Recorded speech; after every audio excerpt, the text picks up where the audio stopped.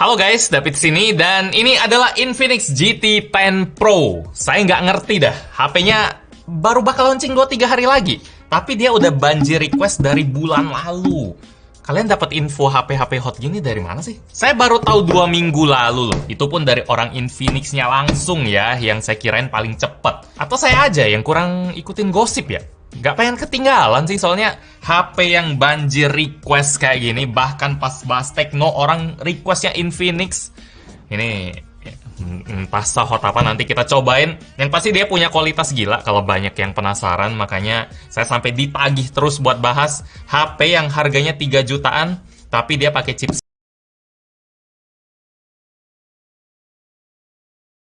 chipset rasa HP 5-6 jutaan, Dimensity 8050. Buat perbandingan aja nih, kemarin kita udah bahas Tekno Camon ya. Ini dia pakai Dimensity 8050 juga, tapi harganya 5-6 juta, bukan 3 jutaan. Ini dari Tekno yang udah murah loh. Kalau Oppo atau Samsung yang pakai mungkin harganya bisa 8 juta, si 8050 ini. Sementara Infinix GT10 Pro 3 jutaan. Pawang MediaTek is back sih. Selalu sih, bukan is back lagi, nggak ada is back. Dari dulu kayak gitu. Tepatnya berapa? Nanti kita lihat pas launching. 3999 pun tetap murah dibanding yang lain. RAM-nya 8GB, internal 256GB, kamera 108 megapiksel, charging 45 watt, baterai 5000 mAh, Full HD Plus, AMOLED 120Hz. Beuh, sekarang kita mulai unbox dah. Ini paketnya lumayan spesial ya. Entah gimana cara dapetinnya. Soalnya kalau beli regular itu bakal dapat box HP-nya kayak biasa. Nggak ada paket segede gini ya. Mungkin ini buat di unbox seru-seruan aja mungkin. Ya di sini ada Infinix GT. GT itu biasanya gaming, Grand Gaming, bukan gaming lagi, Grand Gaming. GGT ini bukan GT lagi. Ganteng-ganteng outplay the rest, jadi ya mengalahkan sisanya, outplay ya gitulah, mendominasi gitu-gitu. Jadi isinya ada 3, ada carbon Kevlar box dan lain-lain. Ini kita langsung buka aja karena bukan yang didapat kebanyakan orang. Di dalam sini ada GT10 Pro-nya. Ini lumayan keren ya, bukan ijo-ijo kayak biasanya tapi warnanya orange dan hitam, lumayan agak gaming-gaming dikit, hitam merah lah, hitam apalah. Terus di sini kita dikasih apa ini? Kita buka ini. Kevlar box gitu. Terus ini isinya apa lagi? Di dalamnya ada lagi. Ini lumayan. Ini sarung jari. Mungkin harganya 10 ribuan. Kalau yang bagus bisa 50 ribuan dari Razer. Ada setup guide-nya juga. Ini kan tinggal colok ke tangan doang. Jari dong. Terus ada ini trigger buat L1 R1. Gaming banget sih. GT. Oke. Terus ada ini deh, ada surat Grand Craftsmanship Tourbillon Horizons. Ini ada mobil karena GT itu biasanya mobil. Ya, Poco GT, Infinix GT, Realme GT, semuanya GT. Ini panjang banget dari Gran Turismo dan lain-lain. Jadi ya kira-kira intinya ngebut lah dari Infinix Team. Sip, sekarang kita lanjut ke kotak yang bakal didapat kalau beli HP ini. Ini Infinix ada GT10 Pro, ini internal 256GB dan RAM-nya bukan 16GB ya, ini baca yang kecil, 8+8GB. Saya benci sekali tulisan gede kayak gini. Padahal yang benar 8GB yang kecil di sini karena 81-nya cuma tambahan aja. Sini ada Dimensity 8050 6 nanometer gaming 5G prosesor. Siap. Ada GT10 Pro, sini ada GT10 Pro, ada spek-spek kayak biasanya. Ada Dimensity 8050 lagi, ada Uptool, lewat 120Hz 10 bit Full HD Plus AMOLED, mantap. Ada Ultra Graphic Power by All Sensor. Ini bahasa marketingnya buset. Terus ada Clean and Pure OS with no bloatware. Jadi wow, oke. Nggak ada aplikasi-aplikasi dari third party, misal kayak apa ya, baca atau e-commerce atau pinjol, karena ada beberapa HP yang ada aplikasi pinjol. Di sini nggak ada, bersih, paling Google aja. Kalau di Eropa Google itu termasuk bloatware. Terus ada Cyber Mecha Design with mini LED indikator, berarti mirip kayak si Tekno. Ada Mecha Design-nya. Ini Transsion lagi sok-sok kerobot-robotan gitu ya. Lumayan lah buat gaming, keren-kerenan. Terus ada resolusi Full HD Plus, baterai 5000 mAh, bisa 5G, Android 13. Ada kamera depan 32 megapiksel dual flashlight, kamera belakangnya 108 megapiksel plus 2 biji 2 megapiksel. Sip. Kita coba lihat desainnya kayak gimana. Mecha Design. Mekanik, mecha, robot. Coba. Oke, GT10 Pro yang tadi sama aja. Kita kelarin isinya dulu. Ada petunjuk penggunaan, ada service center, ada stiker. Wih, ada stiker. Ini berarti bisa dilepas bagian sini. Sip. Keren juga. Mirip ROG gitu. Terus ada screen protector. Oh, bukan. Nih tempered glass. Ya, screen protector bentuk tempered glass. Bukan plastik lagi. Ada dapet.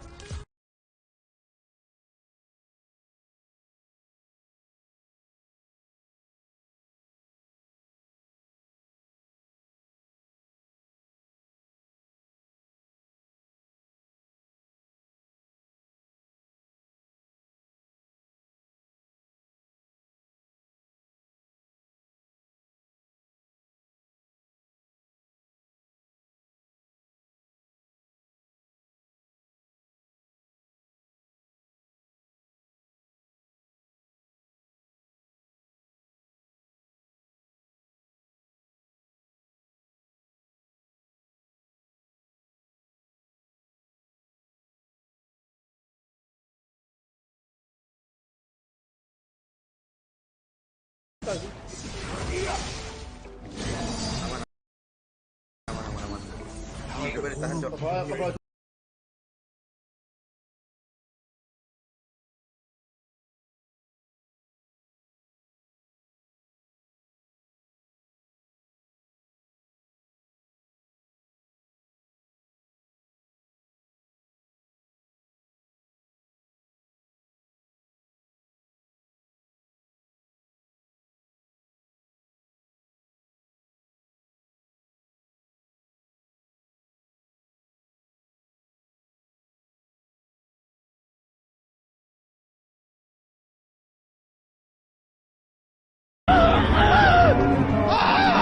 Mana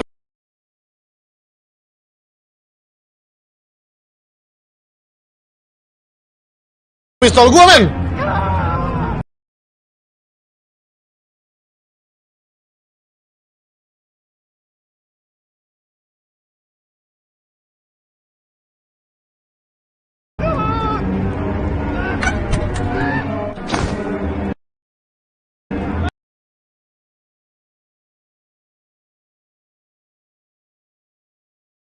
Ulang.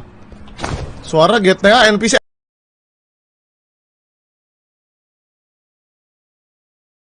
Ulang. Sorry. Itu masa ada tembok transparan, guys? Gua mau nembak gak bisa.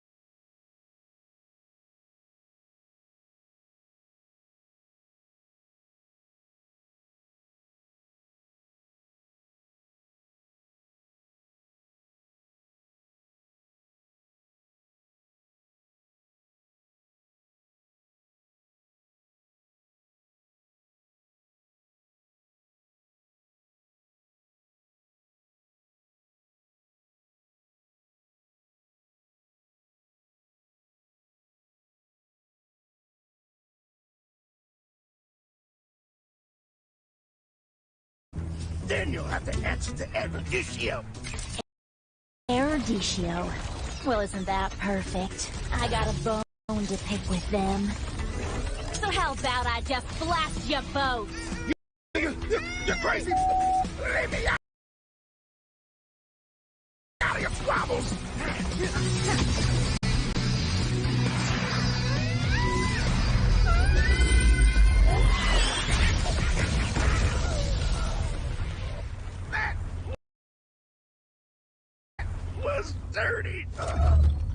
Haven't you heard? I do things my way. I really don't like being used as bait, you know. Anyway, let's return that to Eruditio.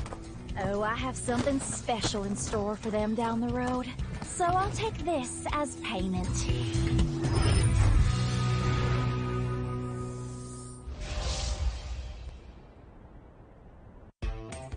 You have been slain.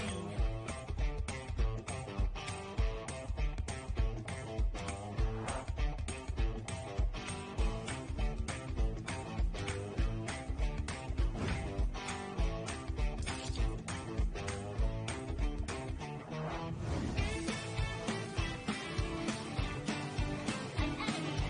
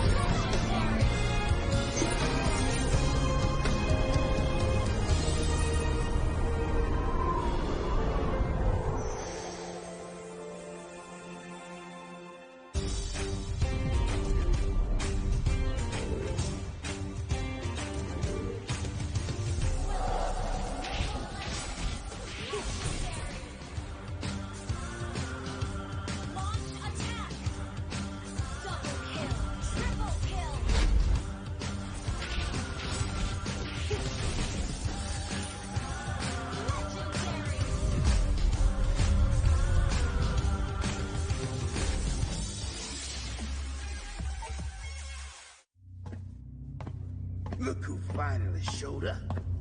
Unload your weapon and return the goods. And if you ask nicely, I just might let it go.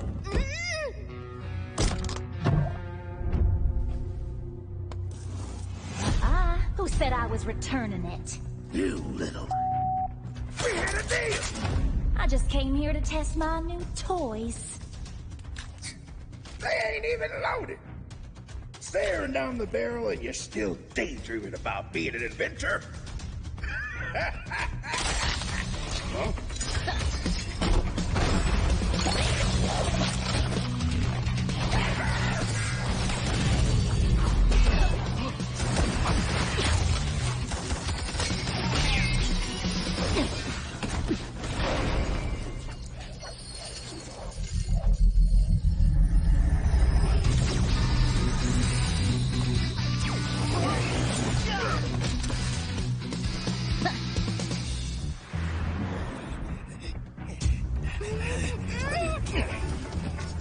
Once she gets it, then you'll have to answer to Eruditio. Eruditio? Well, isn't that perfect? I got a bone to pick with them. So how about I just blast you both? You're crazy!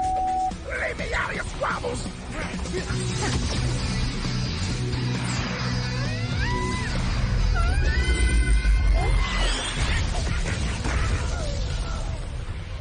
That was dirty!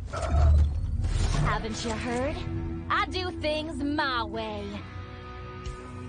I really don't like being used as bait, you know. Anyway, let's return that to Eruditio. Oh, I have something special in store for them down the road. So I'll take this as payment.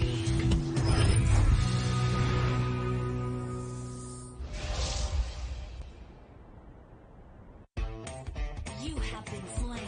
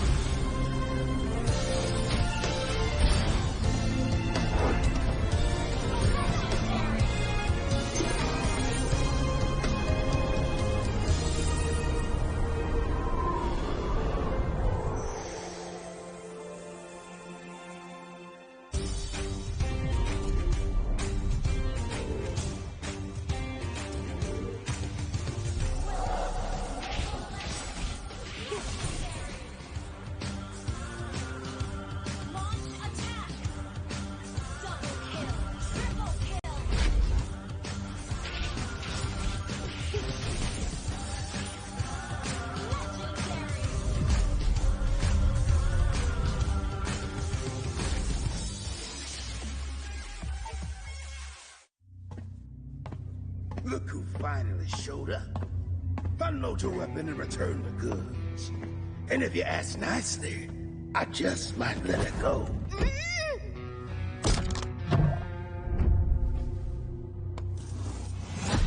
Who said I was returning it? You little... We had a deal! I just came here to test my new toys. They ain't even loaded. Staring down the barrel and you're still daydreaming about being an adventurer? Huh?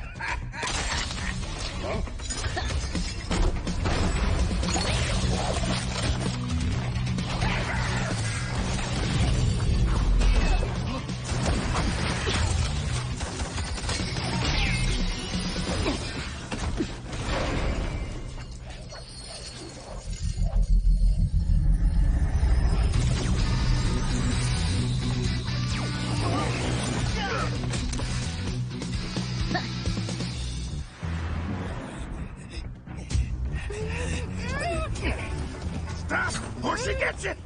Then you'll have to answer to Eruditio. Eruditio. Well, isn't that perfect? I got a bone to pick with them. So how about I just blast your boat? You're crazy! Leave me out of your squabbles!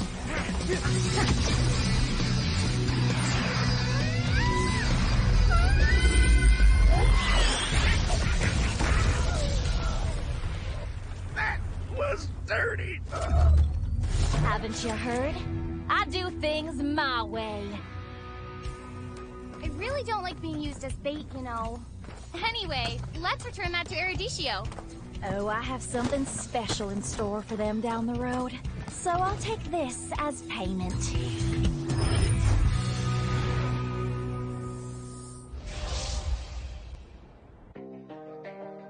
Hey, hey.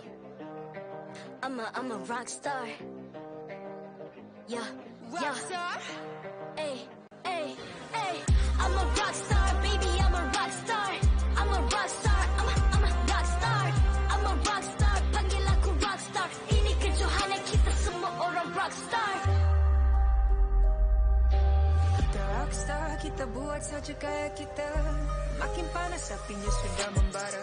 Macam mana pun ku menempuh segala. Demi negara ku buat semua bangga.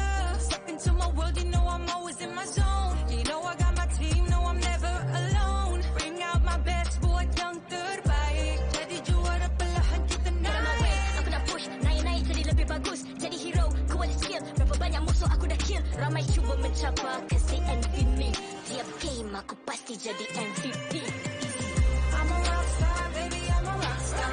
I'm a rock star, I'm a rock star. I'm a rock star, panggil aku rock star. Ini kejohanan kita semua orang rock star. I'm a rock star, baby, I'm a rock star. I'm a rock star, I'm a rock star. I'm a rock star, panggil aku rock star. Ini kejohanan kita semua orang rock star. Tengok nanti siapa yang juara.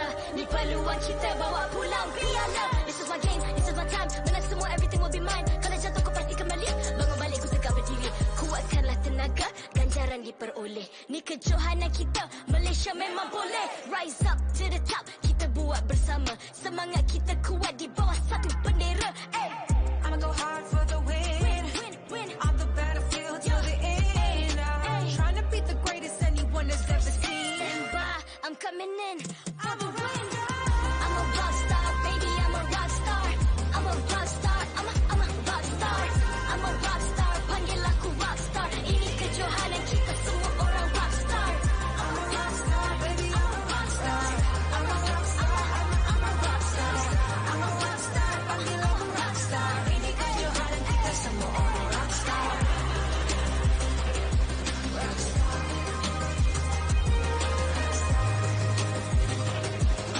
Ini kejohanan kita semua orang rock star.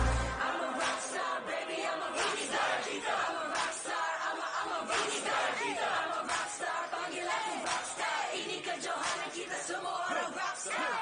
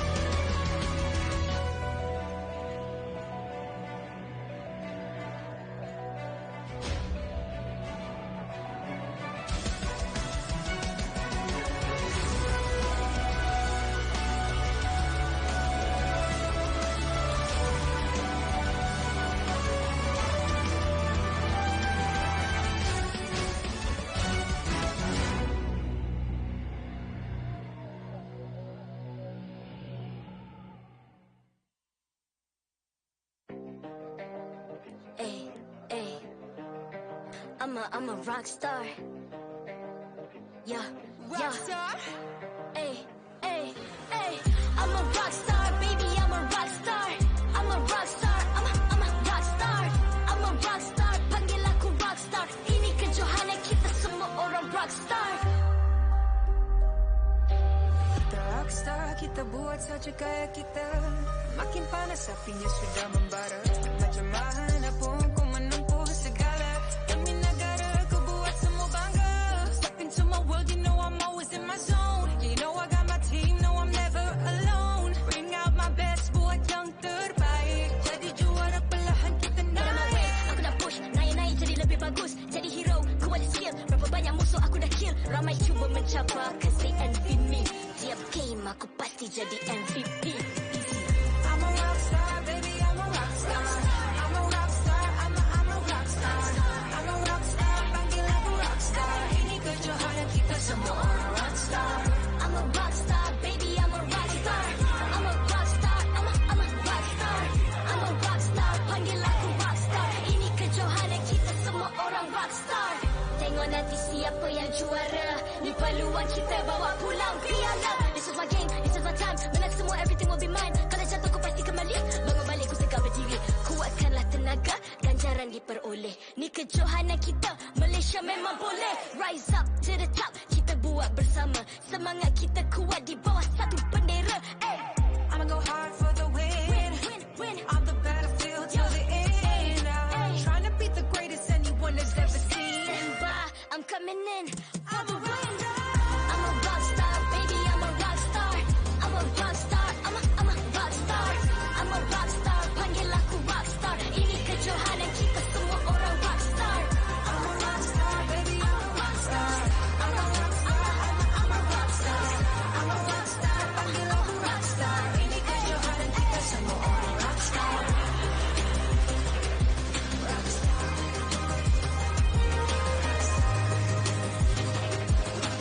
Ini kejohanan kita semua orang rockstar.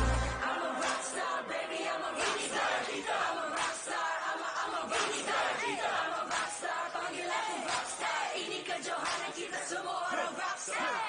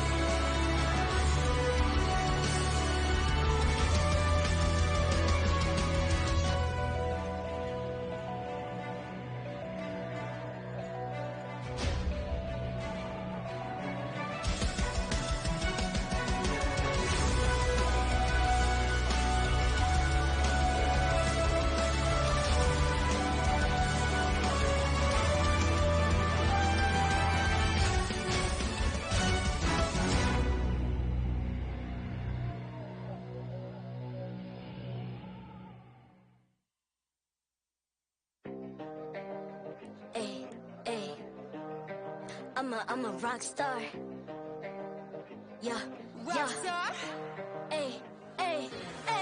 I'm a rock star, baby, I'm a rock star.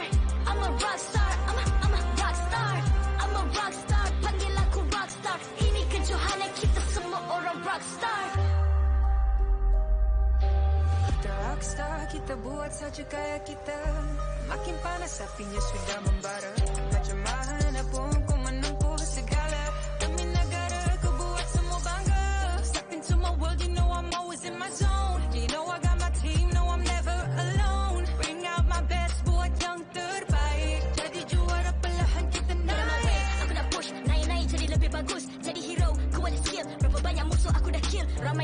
mencapai kasi envy me. Tiap game aku pasti jadi MVP. Easy. I'm a rock star, baby, I'm a rock star. I'm a rock star, I'm a rock star. I'm a rock star, panggil aku rock star. Ini kejohanan kita semua orang rock star. I'm a rock star, baby, I'm a rock star. I'm a rock star, I'm a rock star.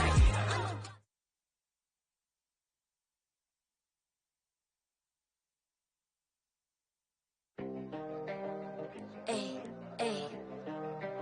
I'm a rock star. Yeah, Rock star. Hey, hey, hey. I'm a rock star, baby, I'm a rock star. I'm a rock star, I'm a rock star. I'm a rock star, panggil aku rock star. Ini kejohanan kita semua orang rock star. Kita rock star, kita buat saja kayak kita. Makin panas apinya sudah membara. Macam mana pun kau menempuh segala. Demi negara kau buat semua bangga. Step into my world, you know I'm always in my zone. You know I got my team, no I'm never alone. Bring out my best, buat yang terbaik. Jadi juara perlahan kita Get out my way, naik. aku nak push. Naik-naik jadi lebih bagus. Jadi hero, ku ada skill. Berapa banyak musuh aku dah kill. Ramai cuba mencapai kasi envy me. Tiap game aku pasti jadi MVP. Easy. I'm a rock star, baby, I'm a rock star. I'm a rock star, I'm a rock star. I'm a rock star, panggil aku rock star. Ini kejohanan kita semua orang rock star. I'm a rock star, baby, I'm a rock star. I'm a rock star, I'm a rock star. I'm a rock star, panggil aku rock star. Ini kejohanan kita semua orang rock star. Tengok nanti siapa yang juara. Ni peluang kita bawa pulang piala. This is my game, this is my time. Menang semua, everything will be mine. Kalau jatuh ku pasti kembali. Bangun balik ku tegak berdiri. Kuatkanlah tenaga, ganjaran diperoleh. Ni kejohanan kita, Malaysia memang boleh. Rise.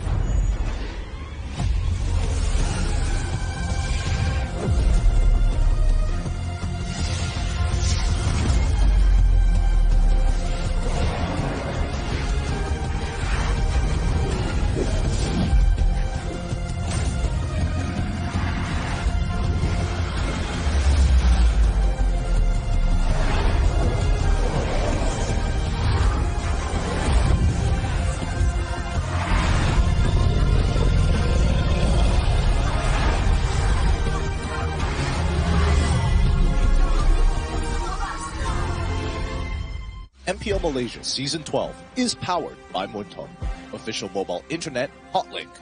Score an epic MLBB skin for only RM1 with Hotlink. Summon your legends, unleash your style. Lightning fast gaming experience with Hotlink all new prepaid. Now with 5G. Visit the Hotlink booth today. Champion Extra GG with Garnier Men. Fight 99.9% acne-causing bacteria in just 10 seconds. Thank you to all our sponsors for your support in MPL Malaysia Season 12. Hello semua dan selamat kembali ke MPL Malaysia musim ke-12. Ini adalah seru Saturday kita. Anda bersama dengan saya Rose, of course your host untuk musim ini. Dan kalau korang perasan, saya tak ada kat atas stage sebab saya dekat booth RSG. And we have a special fan. Hello. Hi. How are you? What's your name? Amirul. Okay, Amirul, kita nampak you ni fan RSG, you pakai jersey semua. Yes. Okay, so Amirul, untuk perlawanan ni kita akan saksikan RSG MY versus Homeboys. Yeah. Manakala last season Homeboys pernah kalahkan RSG 2-0. Betul. So untuk musim ni you rasa apa akan jadi nanti? Of course kita akan counter balik 2-0. Counter balik 2-0. So We see RSG 2 lah. Betul. Ingat Homeboys 2. Tak 2-0. ada. Alright, so I nak tahu, bagi ayat pedas sikit dekat side Homeboys. Nak dengar lah ayat pedas-pedas. Baru nak start kan? Okay, watch out Homeboys. Kita ada orang import tahun ni. This one. Oh, We will see. apa nama import tu? Demon Kite. We will see Wow. Demon Kite here today. MSC 2022 champions. Okay, thank you so much Amirul. Thank you. Wow! Wow! Good luck to Team RSG. So now we'll head on over to the Homeboys booth. So let's go.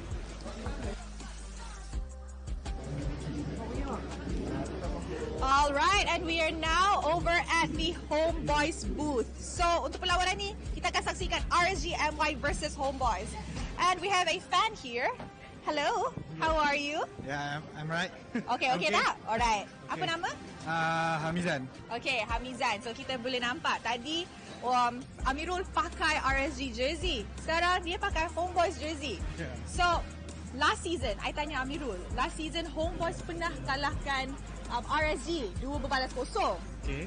Adakah benda ni akan jadi sekali lagi? Saya rasa untuk season ni tidak, Homeboys sangat kuat season ni. InsyaAllah akan dibalas balik.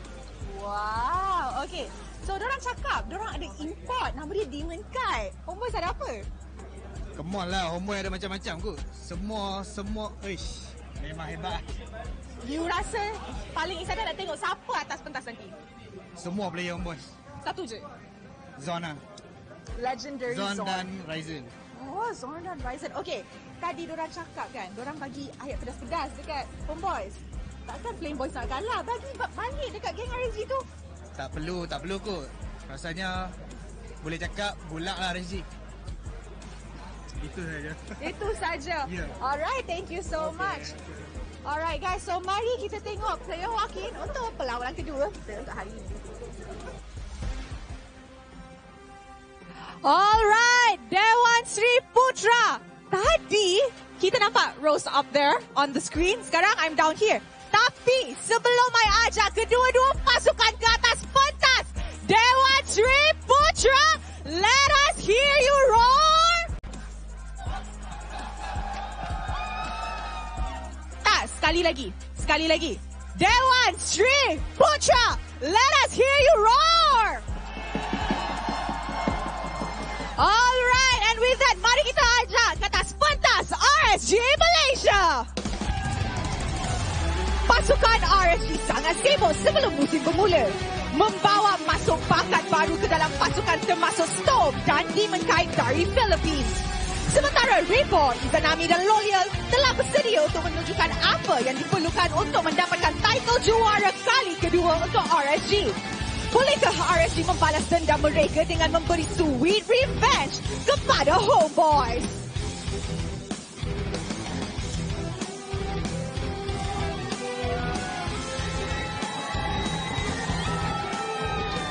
And now for their opponent, Flame Boys! Give it up for Homeboys! Antara pasukan paling popular di MPL Malaysia, mereka juga mempunyai barisan pemain yang sangat mengagumkan hari ini. Selain daripada mengekalkan 5 pemain utama dari Season 11, mereka membawa masuk The Legendary Zorn dan juga Rizal yang berbakat dari MPL Indonesia. Bolehkah Homeboys tunjukkan kepada kita permainan yang hebat hari ini? Masanya untuk kita saksikan.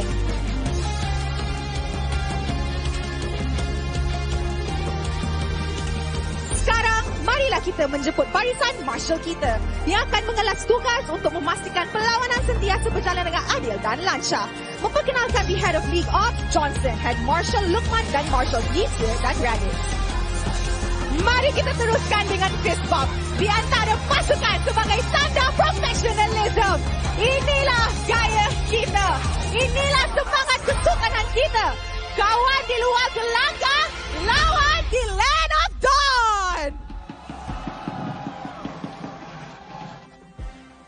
So, since hari ini full house, I want to play with the audience.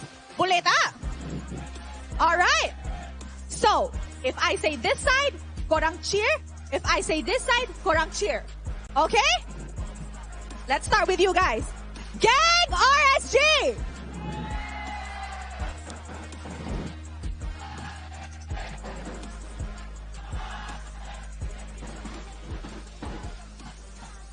Alright, and for this side, when I say Flame Boys, you guys cheer, okay? Flame Boys!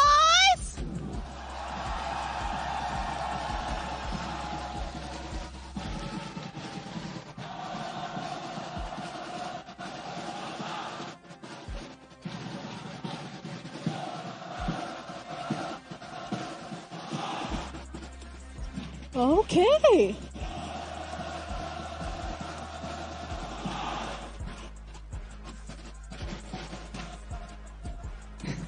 All right. Okay, amazing. Amazing energy. Players tengah baca doa. Okay guys, korang rasa from this side, siapa akan menang? RSG 2-1, 2-0. Side ni siapa akan menang? 2-0, 2-1. Oi, Fix kat sana tengah 2-0 dah. 2-0 Fix. Alright guys. Alright, I think semua dah ready. I dah ready untuk saksikan game yang sangat panas untuk hari ini. And with that, teams, this is your moment. Game on.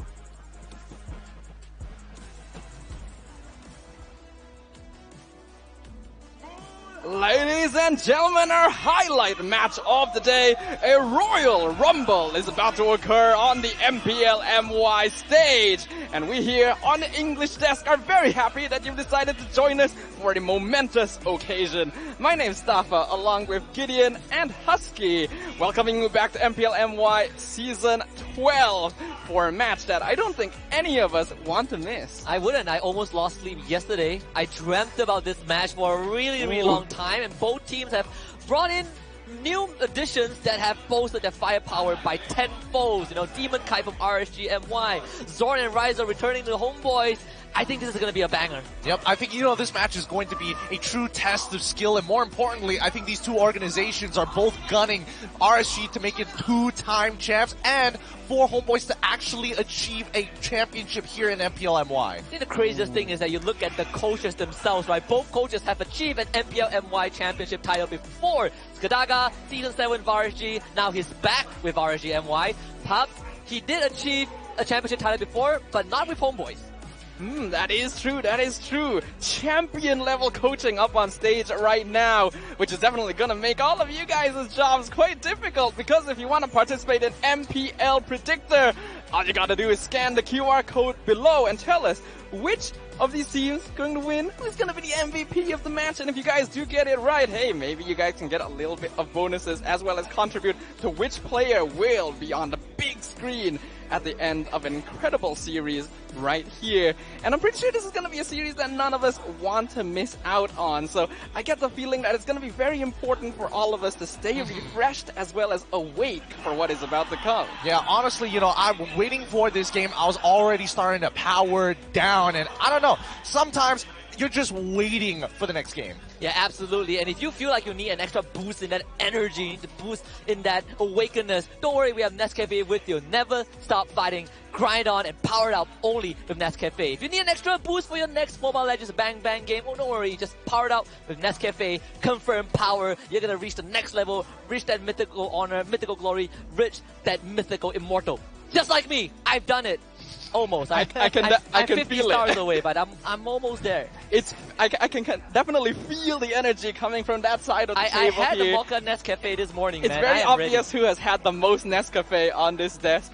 Hopefully, both teams will have their own share of Nescafe, because I think they're gonna need all the energy that you need to go against one another, two accomplished teams with rivalries in place. Let's see what they have to say.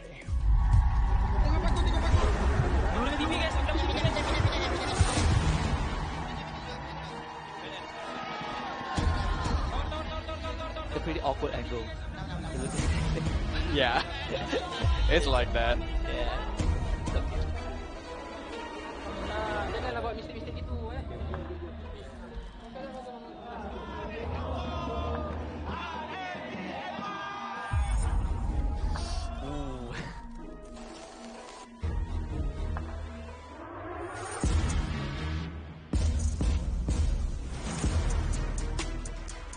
Dia adalah Roman yang ada tambahan jungler. Rasa jenis dapat buat yang terbaik lah.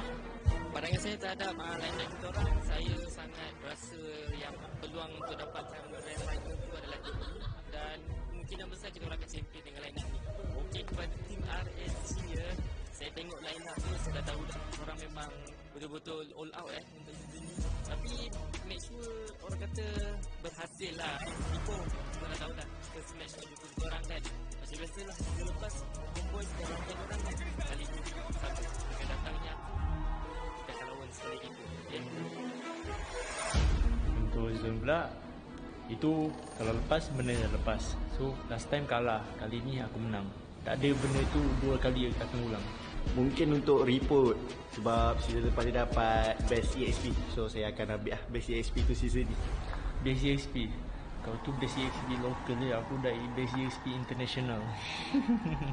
Jaga kampung. Untuk RSG saya akan bantai korang lah 2-0. Kalau untuk player RSG pula, actually untuk jungler dia lah. Hati-hati lah jumpa dengan saya. Do you know Chibi from Homeboys? No.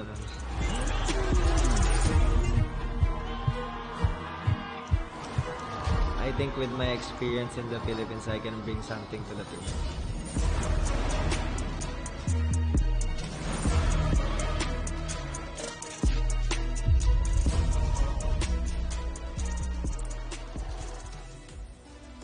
Whoa! Spicy stuff up here on this stage. These two teams have been rivals for the longest time, ever since their debuts here on the MPL MY stage. They're just throwing things all across the board right here. And honestly, I'm just gonna leave it to you guys, Husky. What are your thoughts right now? So many things to unpack, right? Homeboys wanting to go for a run it back, another 2-0 on RSGMY. Wanted to take the first championship title as an organization. But my favorite part, honestly, is Ripple flexing that international best XP laner. Demon Kai showing up. You know, he's the most accomplished player so far in this 10-man roster. And he's like, who's the enemy jungler? I don't know. I don't care. Yep. I think it's totally understandable from Demon Kite's perspective, right? He's won MSC before. He's made championships happen for RSGPH prior to this as well. So he does bring a lot to the table. But at the same time, I think it's a really good test between both of the teams, right? These are two expected teams to actually make it to the grand finals, to challenge, you know, competitors like Torak who have been consistently at the grand finals every single season. Yeah, these are two champion level teams with champion level coaches, champion level players, and you can tell just from that video alone that both sides are very eager for that grand final spot, for that championship title to represent MPL MY at the international stage at M5. And of course, talking about the coaches here, like Husky mentioned earlier, Skadaga returning to RSG MY. This is the coach that brought them to victory in Season 7. Which is kind of a crazy thought, right? He brought RSG MY to a trophy, goes on to other teams, and returns in, I would say, one of the most important seasons ever with a hashtag Misi Malaysia. We're looking for the international stage. We're looking for a good placing. And he's up against the likes of Pops on the side of Homeboys, right? He's also up against the likes of Antagonist, the analyst of the side of Homeboys. And Pops, I think he also had a title with Team Hawk, if I'm not mistaken, and now he's trying to do the same to Homeboys.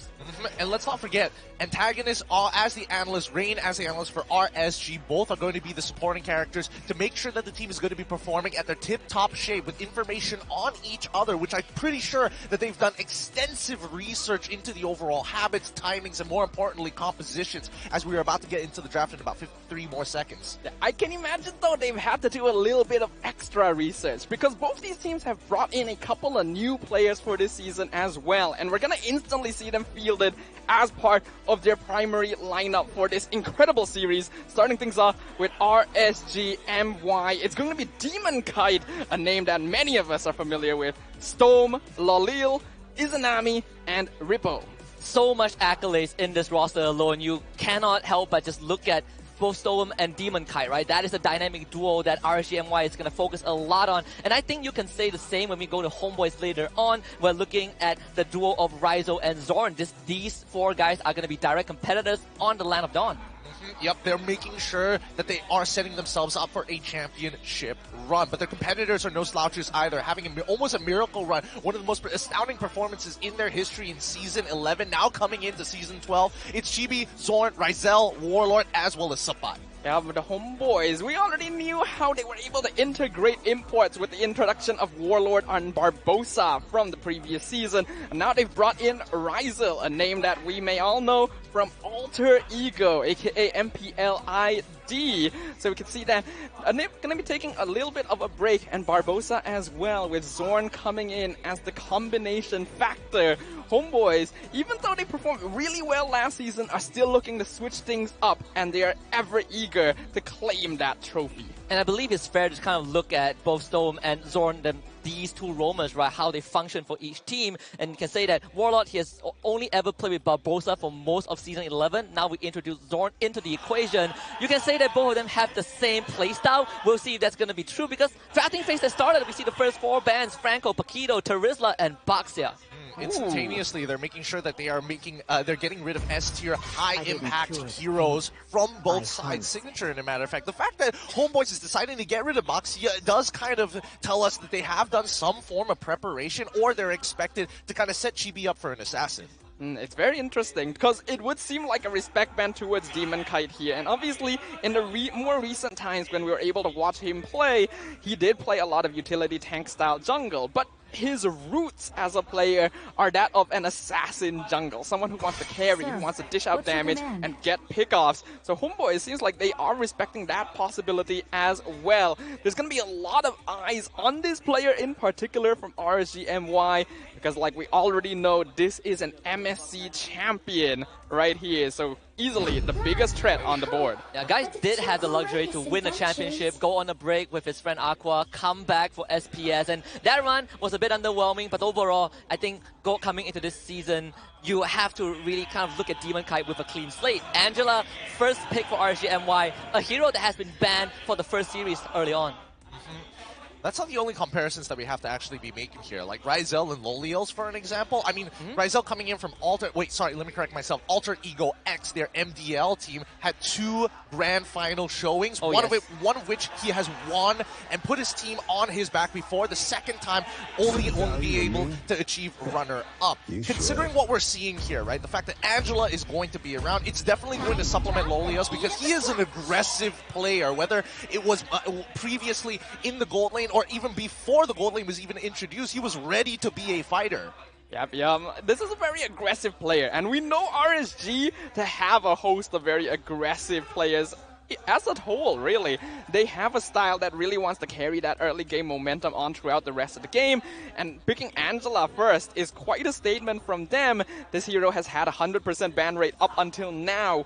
Whereas on the side of Homeboys, I do actually like this response. You don't see Fredrin quite as much these days, but when there's an Angela there, you don't want to give them that free combo, and the Joy gonna get seen for the first time with RSGMY. Some pretty scary picks right there. Yeah, the Martis and the Edith also kind of picked up just good brick walls. You have that early to mid game power, and you also can see on your screen, right, Stowen primarily was a mid laner from MPL Philippines from Season 9 to Season 11, played for Brand and Omega Esports, but right now going into a slightly different role in that roam role, having to work with Demon Kite. You know, what can we expect from this? I mean, that's why we're seeing the Angela picks. I think you're expecting him to play these Enchanter-style supports, making sure that he can communicate very well with especially Demon Kite, because he's going to be giving some directions, and obviously your roamer has to be there to either supplement or help you scout ahead of time. So communication between the two is going to be sharp, and it needs to be clean. We come back to the Homeboys, and we finally see the Claude actually get picked up here. I was a little concerned nobody was going to pick it up. Claude, although a hero with a very complete kit and has basically been all reliable for many MPL seasons, has not been a very heavy prio pick in this current meta, because you typically do want to save those priority heroes for other roles, right? We can see a lot of junglers being prioritized. EXP lane going to be very heavily contested nowadays with the Paquito as well as the Edith. But going for the Claude does mean that that's going to be in the hands of Ryzel here, and it's a pretty safe hero to make a debut on the MPL stage here. Yeah. On top of that point, I think unless you're up against a line of Red Giants, Claude is probably not the first pick material. Leslie's going to be banned out by Homeboys. You want to start taking out true damage so that you don't just two-shot your front line. In this case, the Fredrin. I'm expecting Carry to be a potential candidate on that ban list as well. RSGMY still continues to take out those mid laners. Totally agree, but I'm surprised that Kadita was not touched within the first phase of these bans. I feel like Homeboys are setting themselves up for success here, knowing that, oh, maybe we can go for like a backline dive with the Kadita, look for that big one-shot, but RSGMY have already anticipated this, right? The fact that they went for the Martis instead of going for like the Ling-Angela combo, even though I will mention that Ling has been nerfed, you know, from that 2-time multiplier from the crit now to 1.5 is a significant downgrade. Yeah, it does make a big difference, especially nowadays. You want to be able to scale fast and dish out damage as quickly as possible. Homeboys actually going to be banning out the Khalid here, so some respect over to Rippo. They understand that now that they have a Claude, they will most likely try to avoid going too aggro in the early game, and that means that they cannot allow RSG to get free heroes that would win out lane very easily, so getting rid of that pocket pick.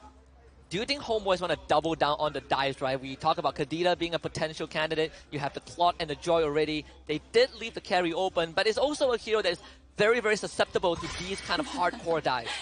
The southern seas. That's why. Oh, there it is. Yep, they get rid of it. There it is. They got the Kadita ban. I'm just trying to figure out Homeboys, right? They could have just doubled down on getting rid of the marksmans. They could have gotten rid of the carry on top of everything else because they're already running Fredrin. They might even consider getting even beefier tanks later on down the line. But as their fourth pick, Homeboys decides to go for the Pharsa. At least they do have some form of artillery and, more importantly, magic damage on top of the Joy. I'm a little worried about the choice of Pharsa though. When you have something like the Heart Guard around, the burst may not necessarily be enough. And Martis and Edith can really just grab Warlord quite easily, so his positioning needs to be on point this game. But we're going to see the debut of a new hero here, the Yu Zong, going to be making an appearance on the Land of Dawn alongside the Harif we saw perform very well in Hands of Super Red earlier today. Love it, love it. Love the Yu Zong. Love how they're thinking about the overall draft. They can at least disrupt the Feathered Airstrike. They have the Harith to actually eventually scale up and pair up nicely with the Angela to make sure that he doesn't at least maintain his distance against this Joy in case it dives really, really hard. Overall, I think the lineup from the side of RSG MY, very, very smart. More importantly, having a mid duo that clears fast to maintain that control so that you don't expect Warlord to be popping up in the EXP or in the gold lane anytime soon, or at the very least pops in secondary, is already a big leg up for RSG. And then we'll also have to look at the amount of disruption RSG MY has, right? You want a guaranteed backline diver. Black Dragon form is probably the best way to do it. You have the Hard Guard on top of him. Warlord is not going to have an easy time trying to use the Feather Airstrike. And you also have someone like Chibi on this Fredrin who hates getting displaced.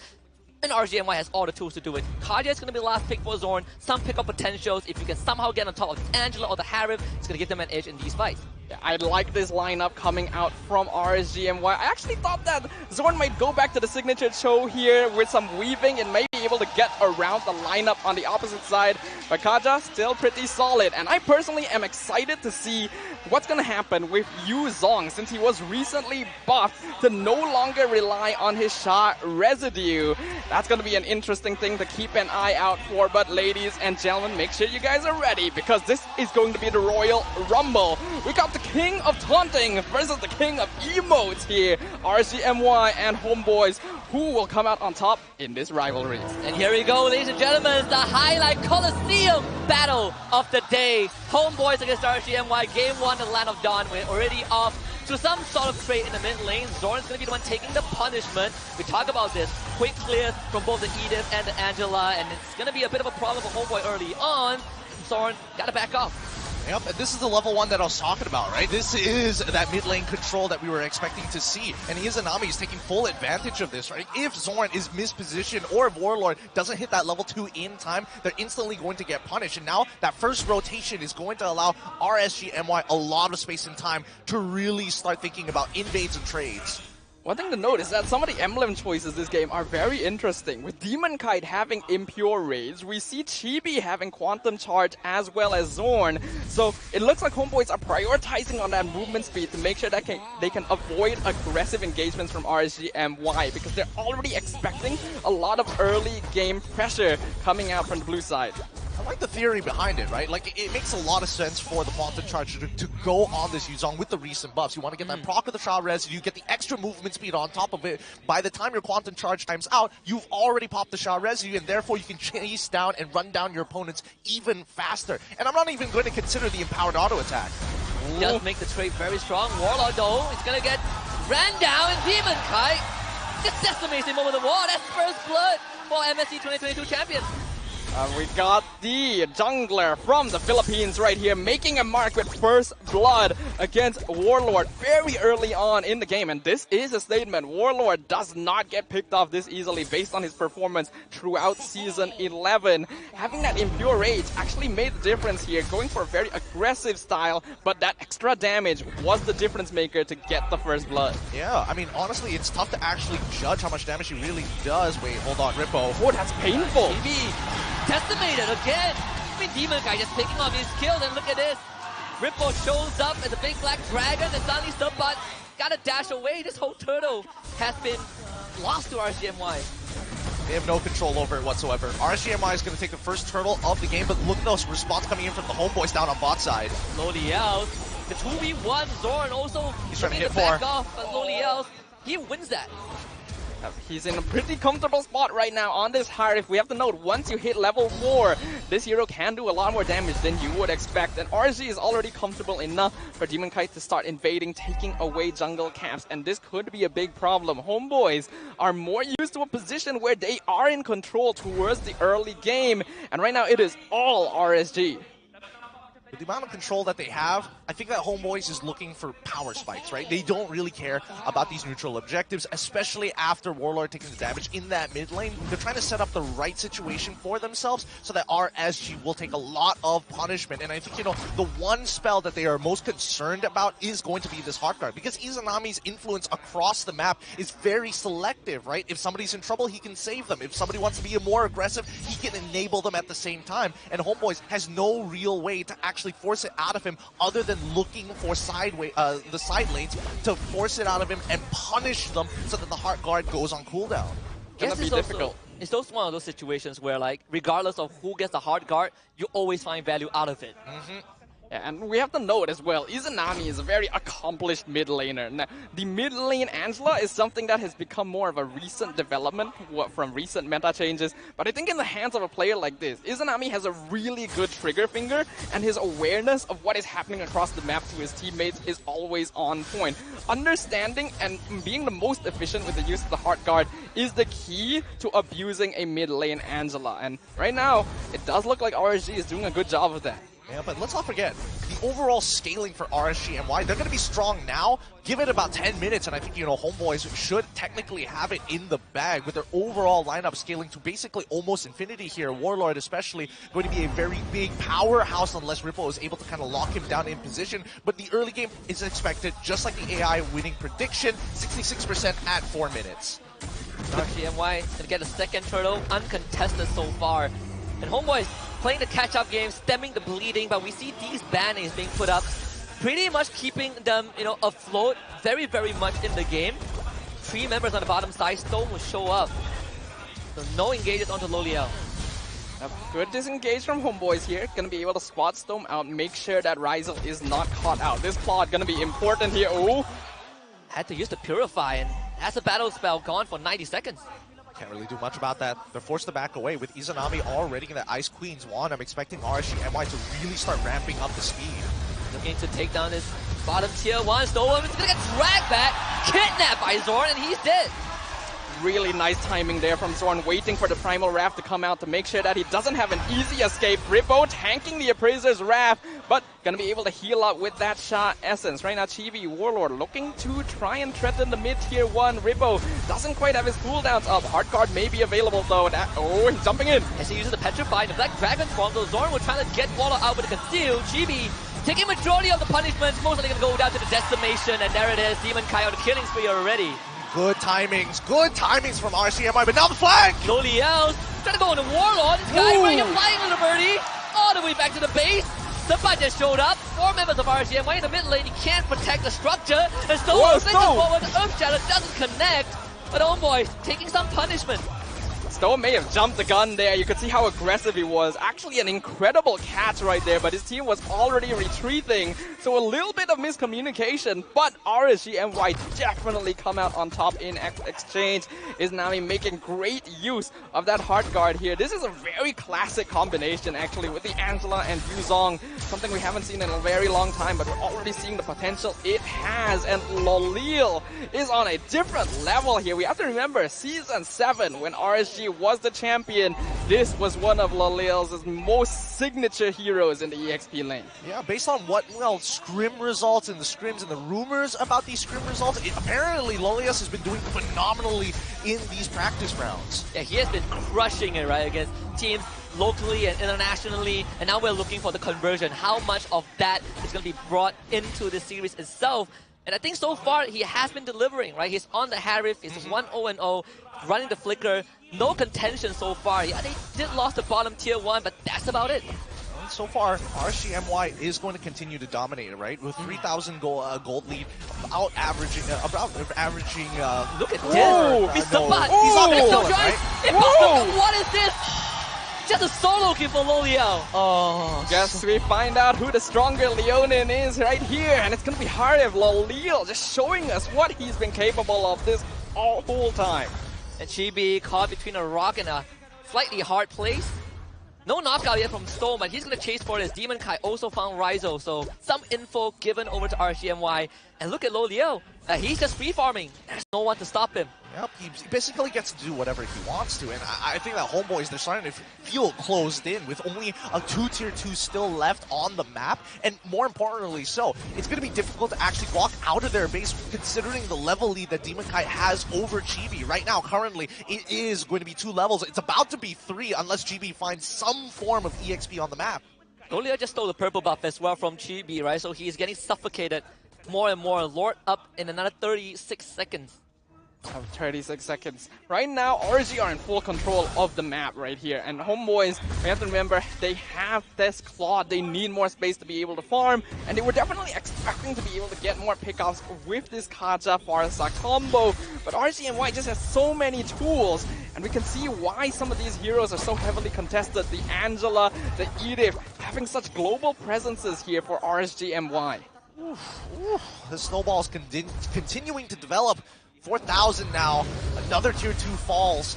RSGMY, now they're setting up for the kill shot, right? This Lord is going to spawn and Homeboys are going to take position over it first, but at this point, Demon Guy, he doesn't really care. He's like, all right, as long as we have vision over it, I can just keep on power firing. Now, 3 from what used to be 3 levels down to 2 levels, and even so, GB is so far behind.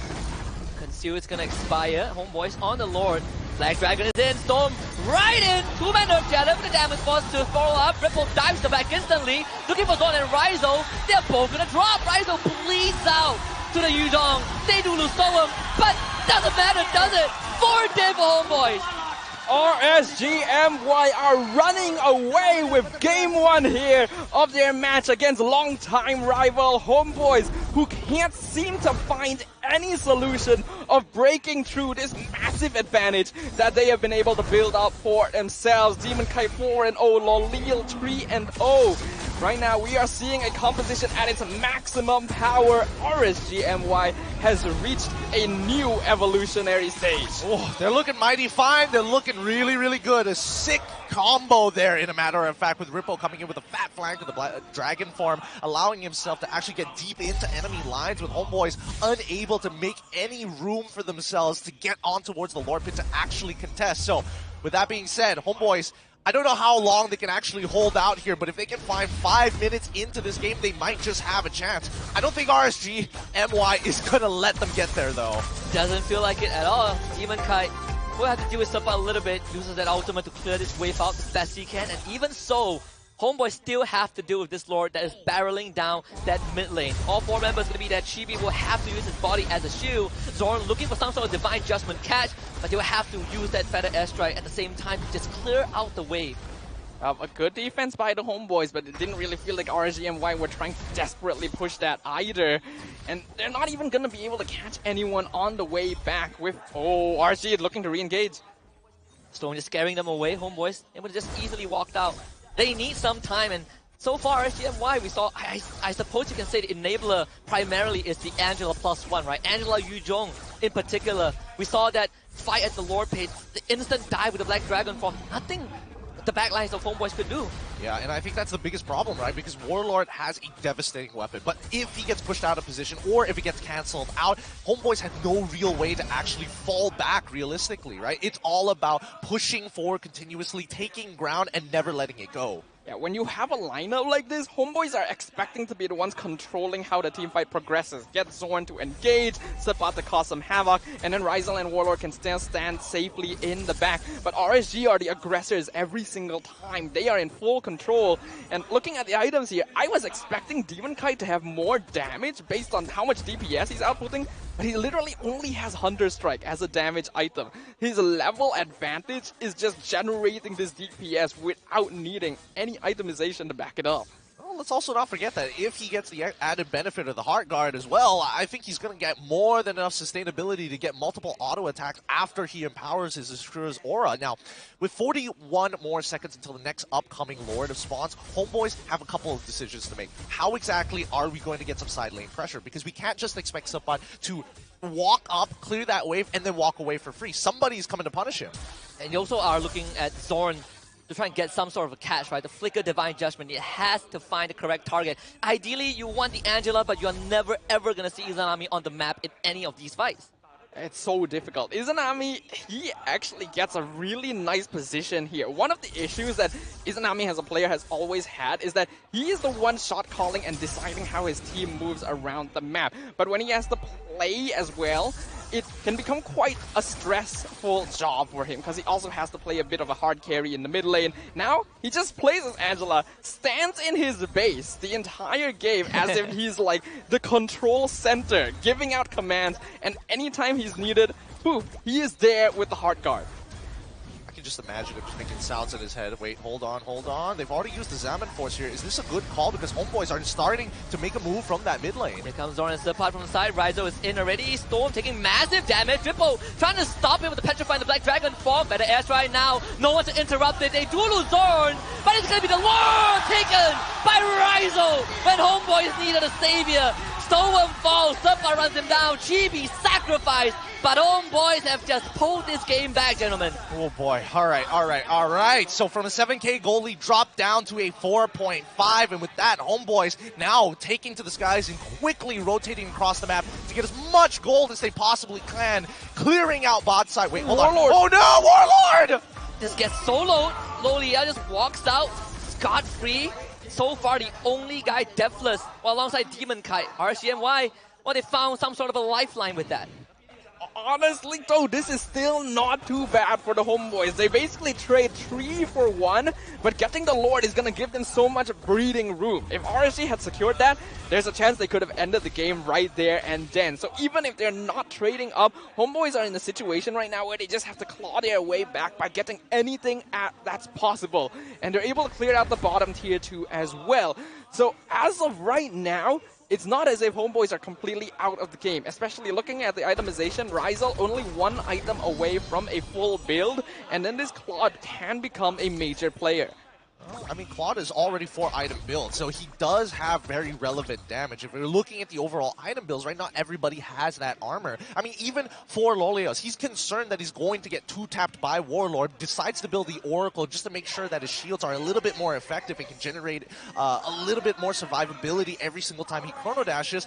And then we look at Sepat, who's just like, I've got vengeance, I'm just going to dive in as hard as I can. If I can catch Lolios, that's great, but Lolios, he is one slippery fool, like how we saw him play around the Lord earlier.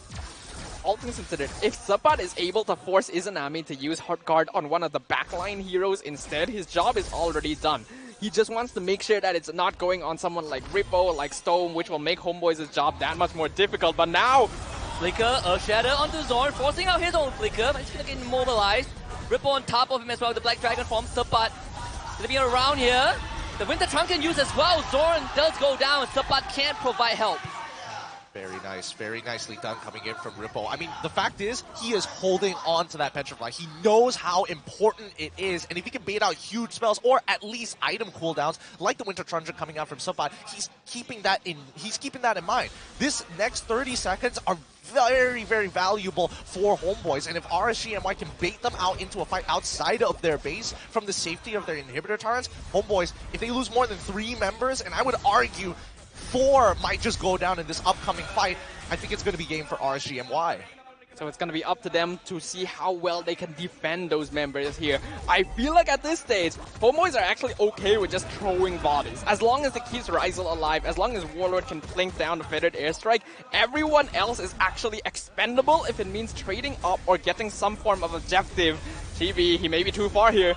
Yeah, Petrify was expended by Ripple, so next 70 seconds, he won't have that battle spell. While that was happening, Ryzel's pushing out that mid wave, and Homeboys get some room to work with. In the meantime, both are going back into this Lord dance. Nobody wants to give that information. Chibi and Demon Kai just looking each other in the eye, while Warlord, Zorn, Subba just hovering around that top side. The rest of RSG lingering around their purple buff. Meanwhile, Ryzel on the opposite side of the map. They're looking to set up for a split push. Rippo looking for the engage with Black Dragon form. Chibi, can he somehow steal this away though? I don't think that's a possibility. He's already dead. Lolius gets rid of him. Subba dives the back. Warlord! Warlord this time is the one that does it. How is Homeboy stealing everything? While that was happening, Ryzel just took down the bot inhibitor. Homeboys are just robbing RGMY of the game. Lolios gets Zorn back. He's godlike, but man, RGMY in some sort of shambles. Lolios breaks forward for a double. Punishes Homeboy for the insolence. Ryzel pops Demon Kai's immortality, but he has to somehow get out of this. Man, that's got to be so frustrating for RSGMY. All they want to do is close out this game, and Homeboys have stopped them twice. It's very on brand that somebody other than the jungler from the side of Homeboys steals it away. Ryzel is going to have that recoil stop, but Rippo is going to taste the full blazing duet. They will lose them in inhibitor, as Ryzel is not able to return home, but gets a solo kill anyway. Who's Demon next? Kai, watch out!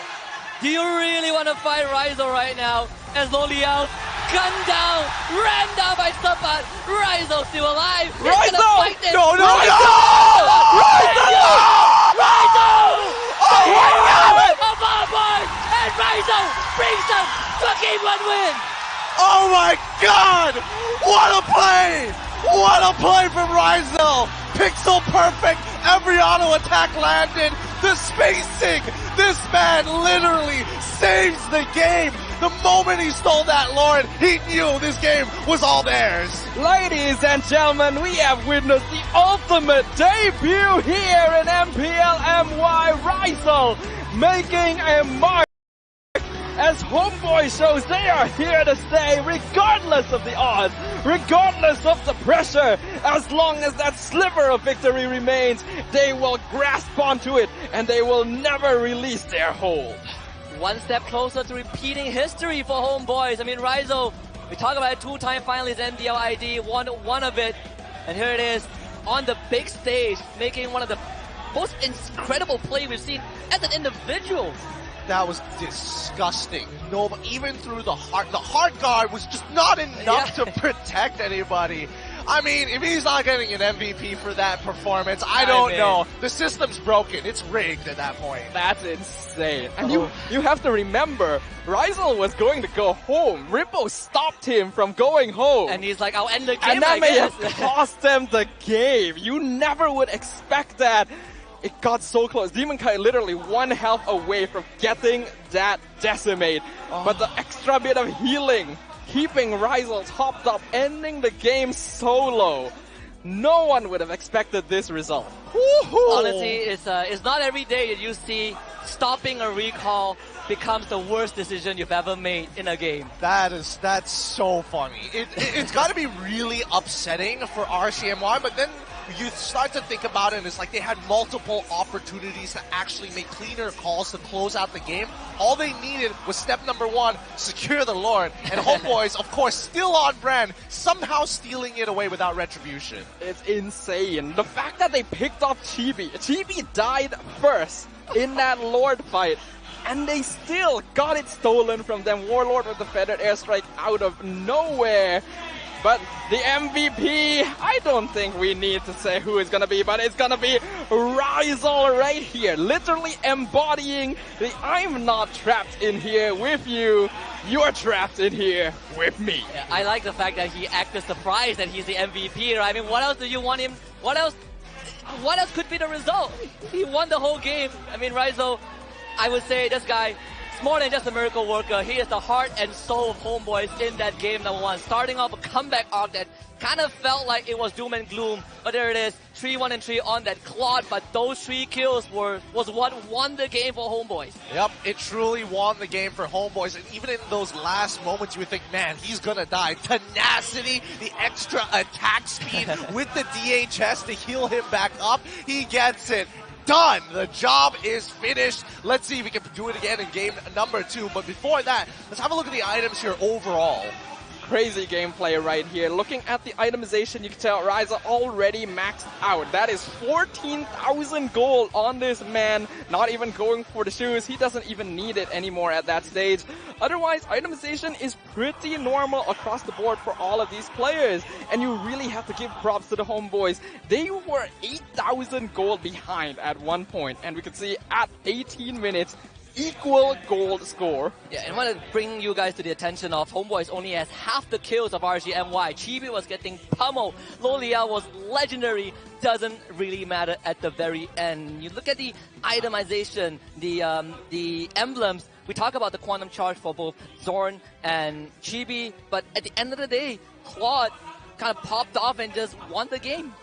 Yep, I mean, I don't know how Ryzel does it, but he was just so confident that he could do it all by himself. And I mean, everybody else on the team, like even for Subbot, like trying to get that side lane pressure and continuously pulling RSG MY to his side, he didn't decide to go, you know what, I need to build defensively. The most he got, Winter Trunjet, but he also decides to go for the Necklace of Durance on top of everything else because of the lack of dominance Isis. Speaking of lack of dominance Isis, we see Stoem, the only one who actually has it completely built, while everybody else gets really, really greedy. Queenswing's coming out from Rippo, and he makes sure he gets the Oracle as well, just to make sure that when the Heart Guard is put on top of him, the healing and shielding starts to multiply. Anybody who has an Oracle is probably going to be a prime candidate for this Heart Guard. Something that happens when you're in a game where your lead is so massive, where you have so much control, is that things can shift in a single heartbeat, and you're not prepared to rebuild your itemization. You can see RSGMY going for more aggressive item builds, getting a little bit more greedy with their choices, because why not? They're 8k ahead. There's nothing that could possibly go wrong in such a way, but it did. And when Homeboys instantly took over, Ryzel had crazy lifesteal, RCMY had no time to pivot their item builds, to change, to sell things, because that would just put them further behind, and they couldn't afford to lose control of that lead. When you look at the overall numbers, it would be a disservice to RGMY to say that they lost this game, but the results speak differently, right? We talk about the early to mid-game tempo that they wanted to play, the Impure Rage on Demon Kai in particular, just wanting to win those trades, and he got out to a fantastic start. But again, the second and third Lord, no conversion, and the end of it, it was RGMY who fell to Ryzel's wrath. We're also going to take a look at the heat map as well for this game number 1, because there's so much that we need to look at how they rotate between both mid laners, Izanami on the yellow and Warlord on red. Yep. Let's see how they start moving around. I'm surprised because number 1, this is 6 to 10 minutes already. I wasn't expecting Izanami to be moving anywhere outside of his base after a certain point, but that's only after that 10th minute. In the earlier stages, keeping control over this mid lane and making sure that Warlord is either having to take trades below 50% of his HP, having to spam his skills just to clear the waves is what Izanami wants. You see the movements across the map, right? Punish anybody who's trying to proxy. Make sure that the river is going to be a safe area to actually move around in. You can tell just by the way that the map is split that Homeboys really could not advance into the RSG side of the map towards those early minutes, because there was just no space for them here, as we can see in the highlights brought to you by Republic of Gamers.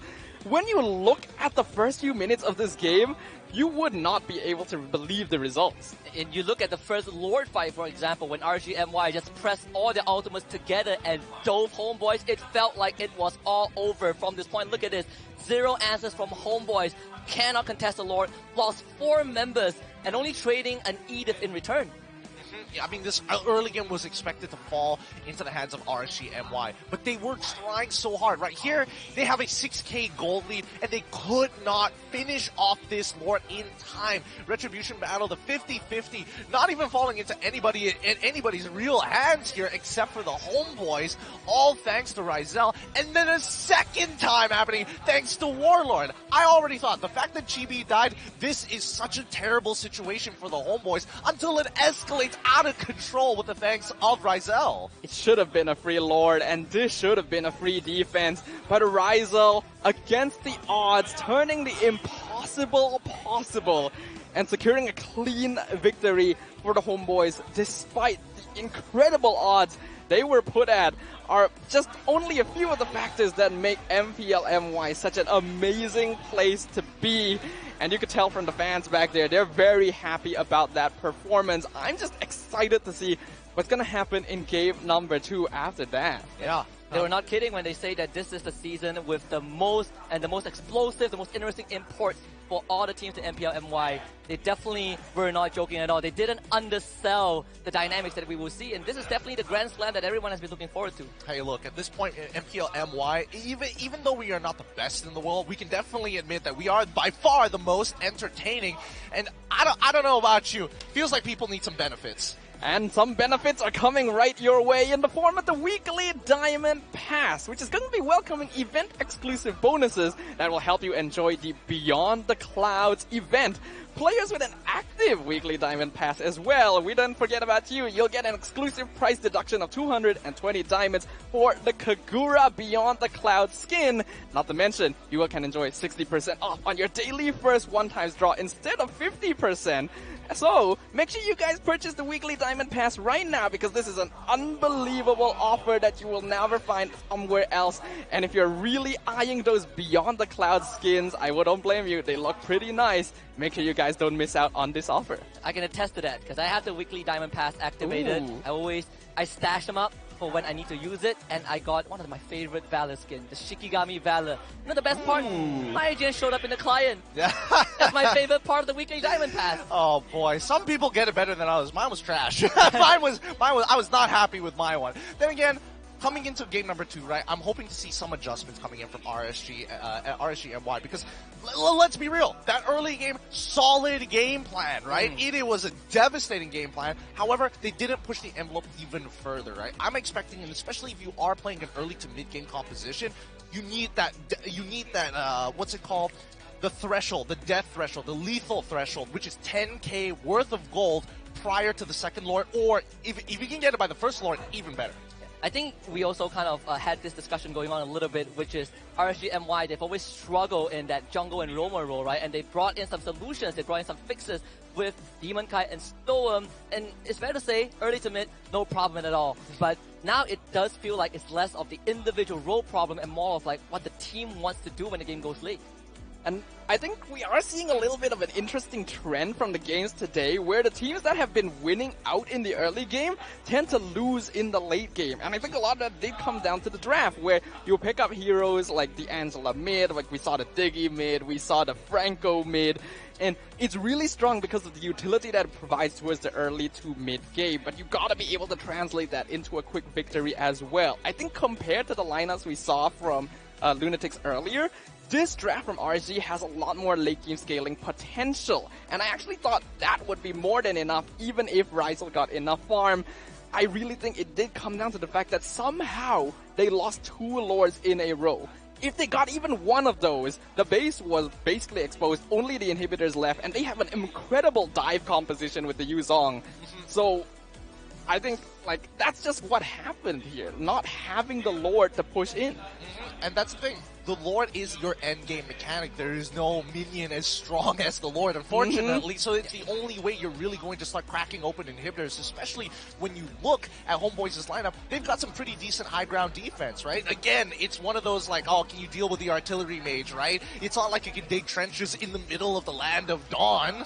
Yeah, absolutely not. And I think, you know, hopefully when we head into game 2, I hope the morale for RGMY is still at a manageable phase, right? Because Demon Kite missing 2 retributions, that is going to hurt you as a kind of renowned jungler who has won an international championship before.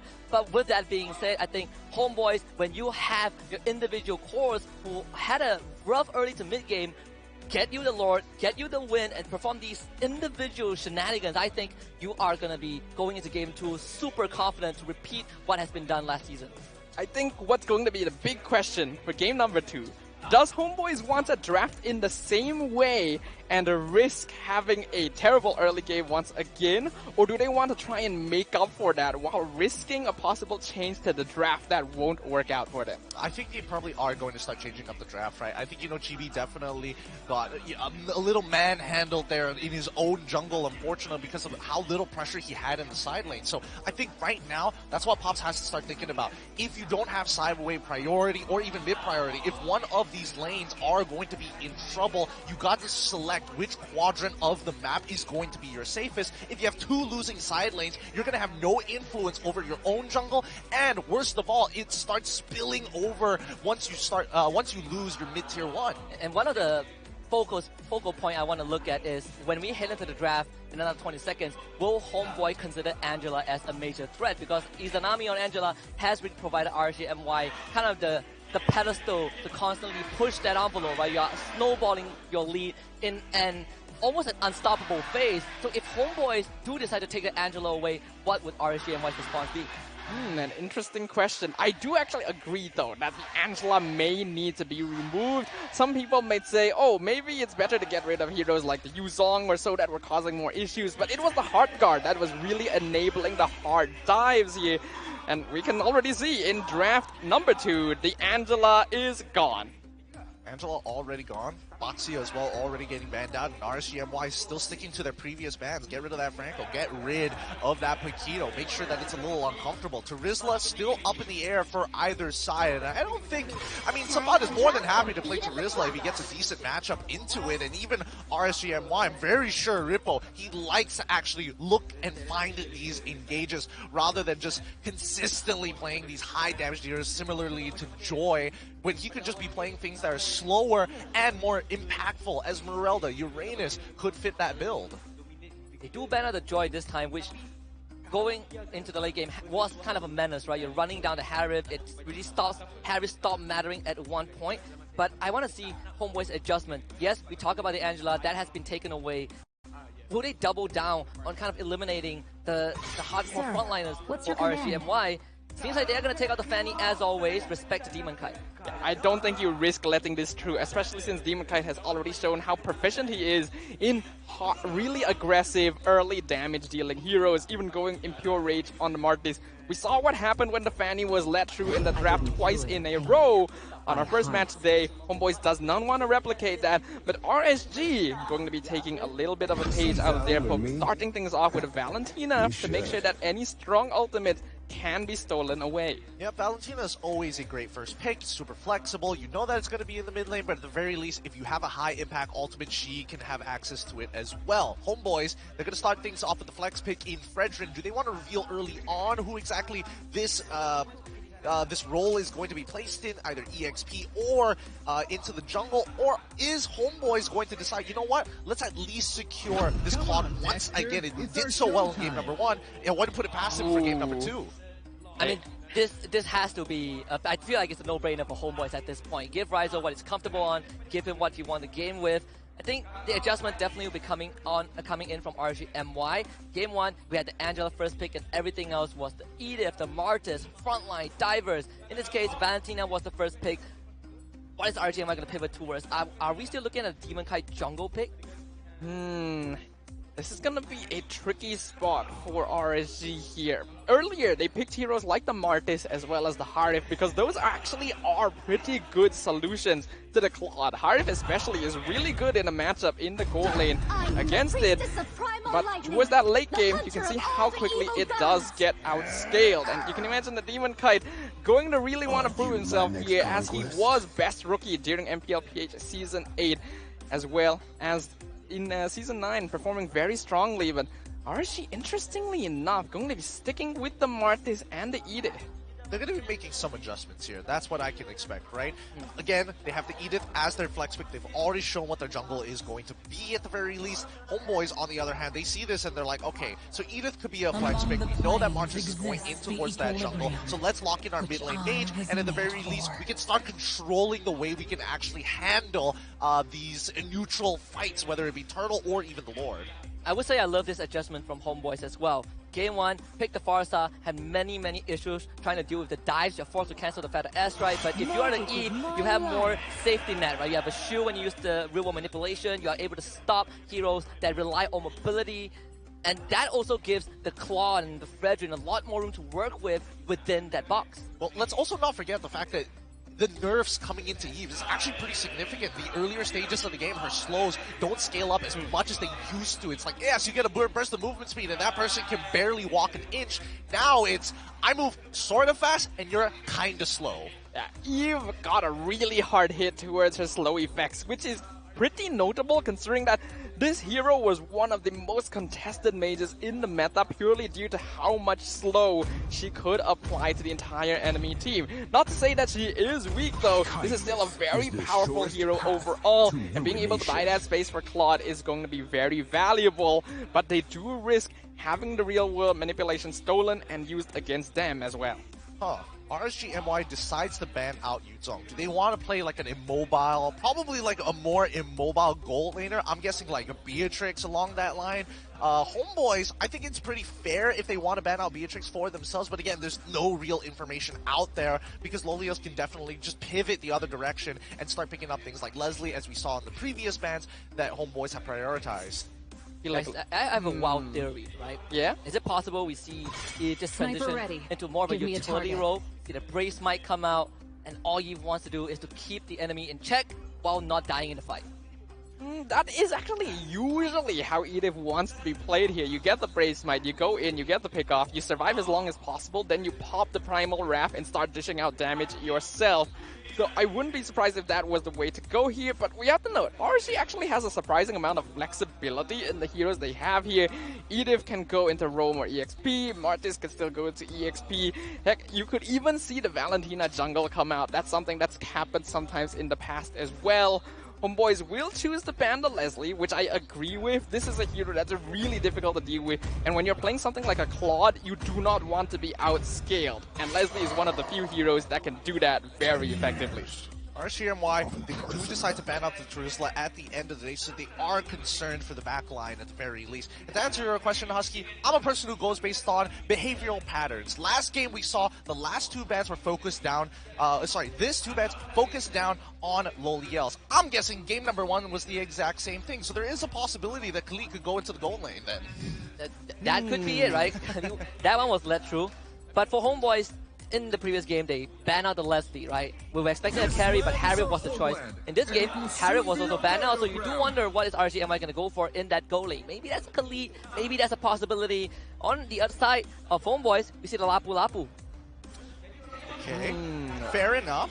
Fair enough. They're anticipating the possibility of Khalid here. Labu Labu is a very safe EXP lane choice. Basically doesn't lose much to anyone, and with Terizla gone, one of the best options left. Let's see, are she gonna finish things off? It is the Beatrix, as was predicted, but the Kaja is going to be the Roam, which means this is a Rippo on the Edith in the EXP lane. Really? I thought this was a really good situation to whip out Irithel or something like that. You know, you try and dive that backline, I'm just too fast for you, boy. You run circles around the Lapu Lapu, you drop down the real world manipulation. It's like, try and touch me. Keep tapping your screen because you won't be able to touch this as you sprint around her.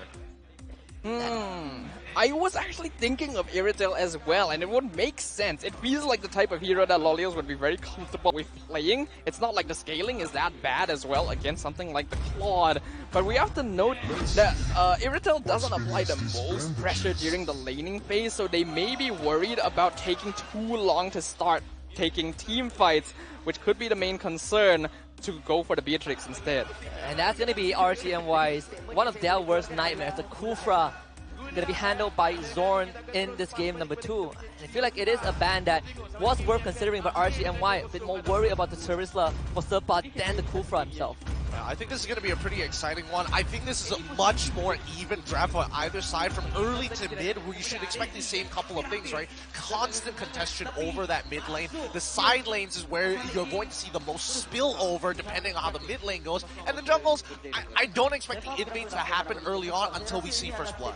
Yeah, this is not as heavily invested into the early game, the lineup from RSG MY, as compared to game number 1, which means it's going to be more balanced, has more options to scale into that late game, and less opportunity for Homeboys to get a cheeky comeback like we saw before. And just like game 1, DemonKai still opting for the Impure Rage, still wants that extra bit of damage in an early game to try and win out those jungle wars, to try and win out these trades. We'll see if that one pays off, because here we go, game 2 between RGMY and Homeboys kicking off. Let's get right into it. RSG on the blue side, Homeboys on the red side once again, and I'm excited to see how these comps actually want to interact with each other, because the big problem that we're going to see is every single time you expect Warlord to go for that real-world manipulation, Stole must stop him. He is literally the only one who can actually do it. And comparatively as well, Homeboys doesn't have a similar option on their side to deny a real-world manipulation from Izanami. So if they're able to combo this well together, RGMY has a very strong potential team fight composition. It does look like they're still going for pretty early aggro though. And Ripple, Earthshatter knockup on the Stamford. Stolen, trying to look for the dive. They do get the knockup onto Zorn. He has to flicker away with bouncing balls. Homeboy taking a loss at the river. Alright, one resource already utilized at Ryzel and Loliels. They play very similarly in this lane. They've been trading constantly as much as they can, and Ryzel refuses to lose any farm.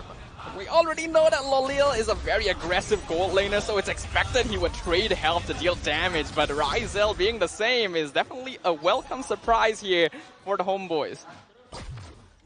Can't afford to lose any more than this. Zorn, he's going to have to take a recall, and that means that mid-pressure finally falls into the hands of RSGMY. Knowing that the turtle is going to be coming up in 20 seconds, they want to make something happen, or at the very least, start initiating a fight. The home is still going to be quite far away from the Divine Judgment, so we can expect to not see that just for a little while longer, but Chibi will be in this top side to alleviate some of that pressure from Ryzel. It's fair to say Loliel has been winning a lot of these early trades. It's still going at it. Loliel coming up on top once more.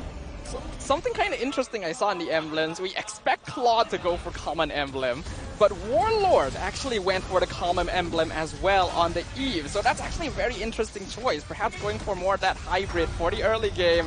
But Turtle gonna be secured by Demon Kite here, it seems. Yeah, and funniest part, Demon Kite actually missed the retribution again, but this time was able to get the last hit on the objective. So a pretty close shade, but both teams get out with everyone intact. Yeah, but at the very least, it wasn't stolen away. And Homeboys, when it's clutch time, that's when they're the most dangerous. Level 4 going to be achieved. Zorn's gonna hit the level 4 just as he leaps in. That's half the ultimate.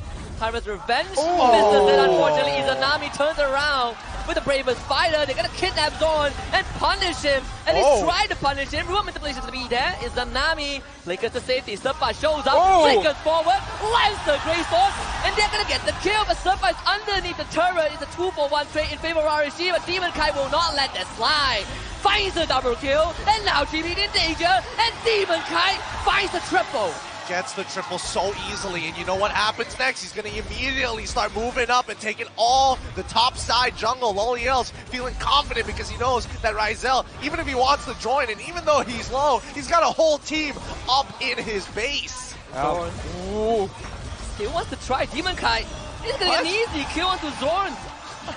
What? Zorn is just overextending way too much here. In that previous fight, that was just straight up a mistake, waiting too long to use the Tyrant's Rage. But this time, for some reason, just standing there and letting Demon Kai get a free decimate off on him. That is not what he's looking for right now. RGMY now regain the early game lead we saw from them in game number 1. Yep, and now they're going to start shredding out the gold plating as much as they can. They need to unlock Loliels out of this lane so they can speed things up. And Chibi, he might have his death sped up if he doesn't get away, and thankfully he does. Let's take a fall for the kidnap. If you can't get Chibi, we'll get Warlord, no problem. RGMY upping the momentum right now. They did not let their loss in game number 1 affect them at all. This is still the same traits we saw from them early on in game number 1. With Sabat, I think he actually did take that back. Yeah, he did take the purple buff away. Sabat securing something for his team. Demon Kite ends up getting out. much exchange. Second turtle will be alive though, and Demon Kite won't be there. Yeah, Demon Kite, he's a little too low. He's going to take the recall here. He's going to make the call and tell everybody, yo, just go and hide. You don't need to do anything right now. I won't be able to make it in time if the homeboys are sitting on top of it right now. And yes, they can't do much about it. Oh, wait. Well, Zorn only hits on the Ripple. And the Earth Shadow does miss, so homeboys get the turtle. Demon Kite back in the jungle to speed up that farm a little bit. 2 levels ahead of Chibi. For now, he's just allowing things to happen, right? He's allowing the homeboys to actually take the turtle. He knows what matters the most is going to be that Lord to finish off this game. And now he's trying to turn that 2-level lead into a 3-level lead as Chibi having no influence or pressure across the map. A lot of members on the top side. Zorn again caught out. Izanami picks up that kill, and Rizal trapped underneath the tier 1. There is going to be backup nearby. No minion wave so far. With that Reneth Apathy missing, Rizal will be fine. Rizal's going to be taking a bit more pressure now, though. RCMY have definitely learned from game 1. We cannot leave this Claude alone, even if we're winning out in every other part of the map. So now that they've been able to take control of both the mid and bot lane, they're going to rotate up to top to make sure that this Claude is not going to be able to farm safely and delay his power spike as much as possible. Yeah, Sapa is going to be grabbed in, overhit. Knocked up as well. Zorn shows up just in time to help out Sapa. Was able to get away, but same goes for Ripple. They both survive.